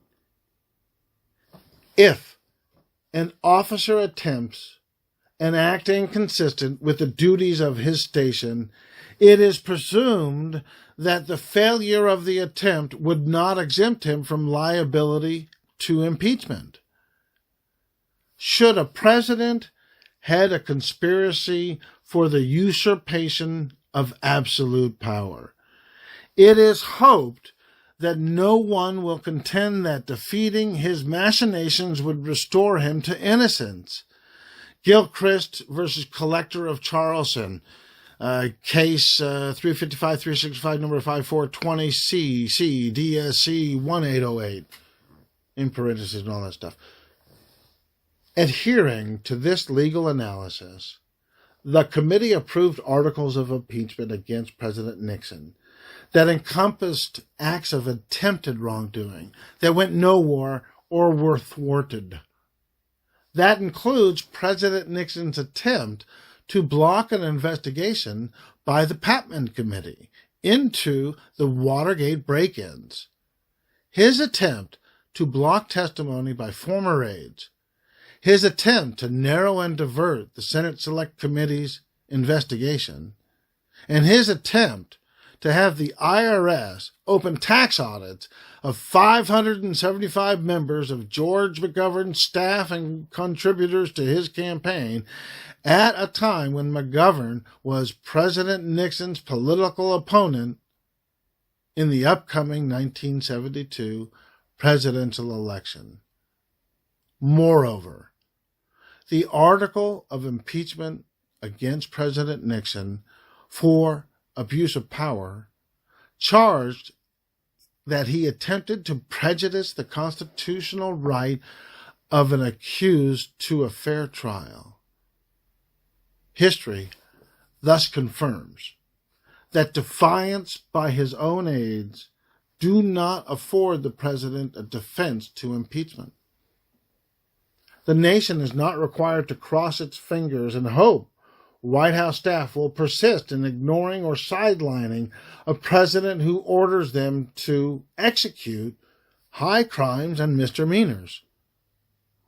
Nor can a president escape impeachment just because his corrupt plan to abuse power or manipulate elections was discovered and abandoned. It is inconceivable that our framers authorized removal of presidents who engaged in treason or bribery, but disallowed the removal of presidents who attempt such offenses that are caught before they succeed.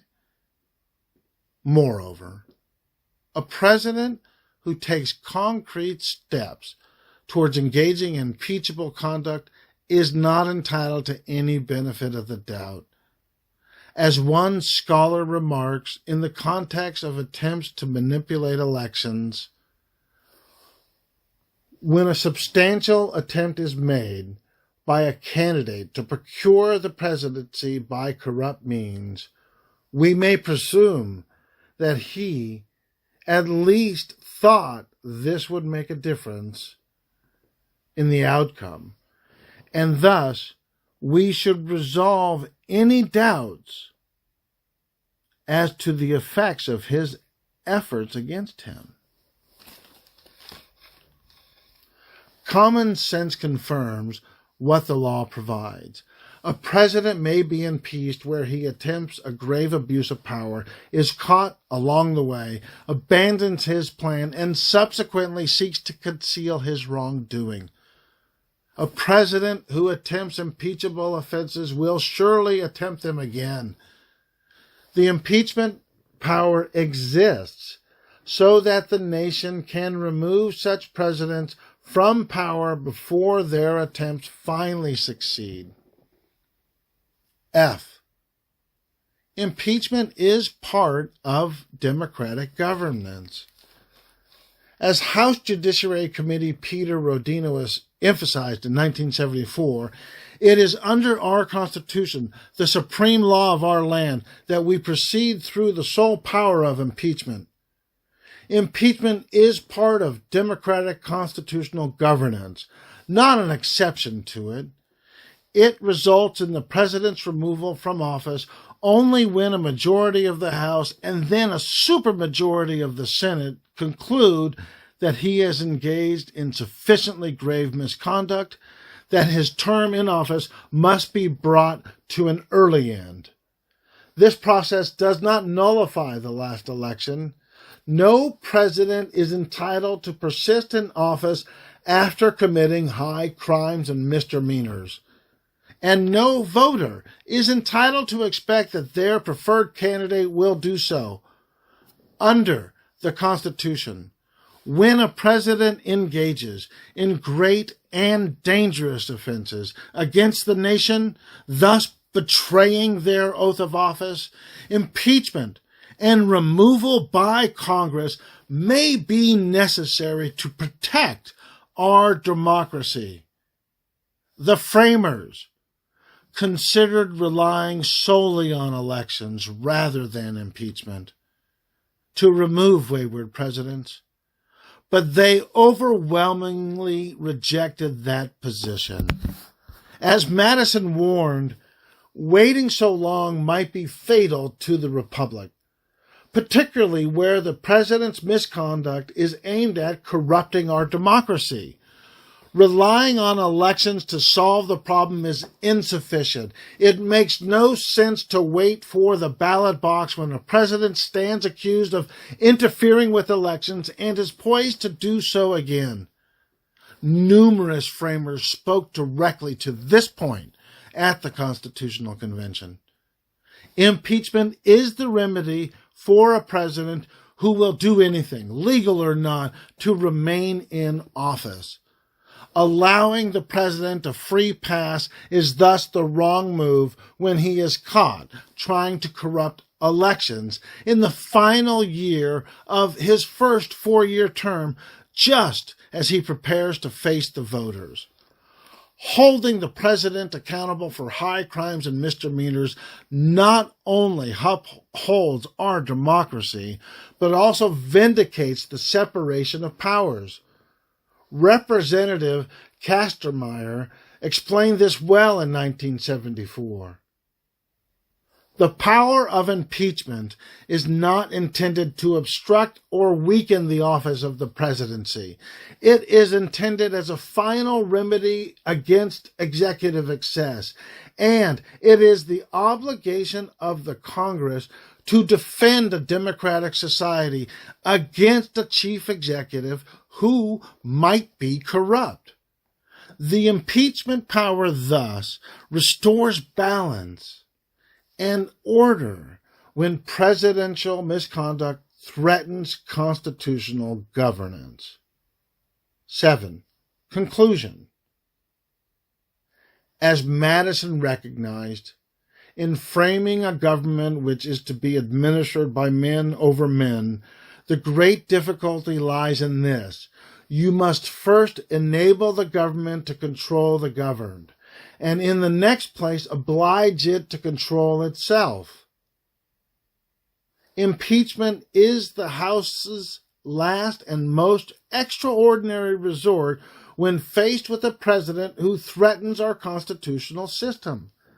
It is a terrible power, but only because it was forged to counter a terrible power, the despot who seems himself to be above the law. The consideration of articles of impeachment is always a sad and solemn undertaking. In the end, it is the House, speaking for the nation as a whole, that must decide whether the president's conduct rises to the level of high crimes and misdemeanors warranting impeachment.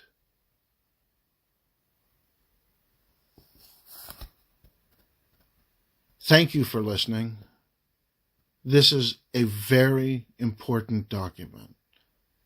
This is the House Judiciary Committee explaining our history of impeachment and the importance and solemn duty that impeachment encases. God bless you. God bless these United States of America.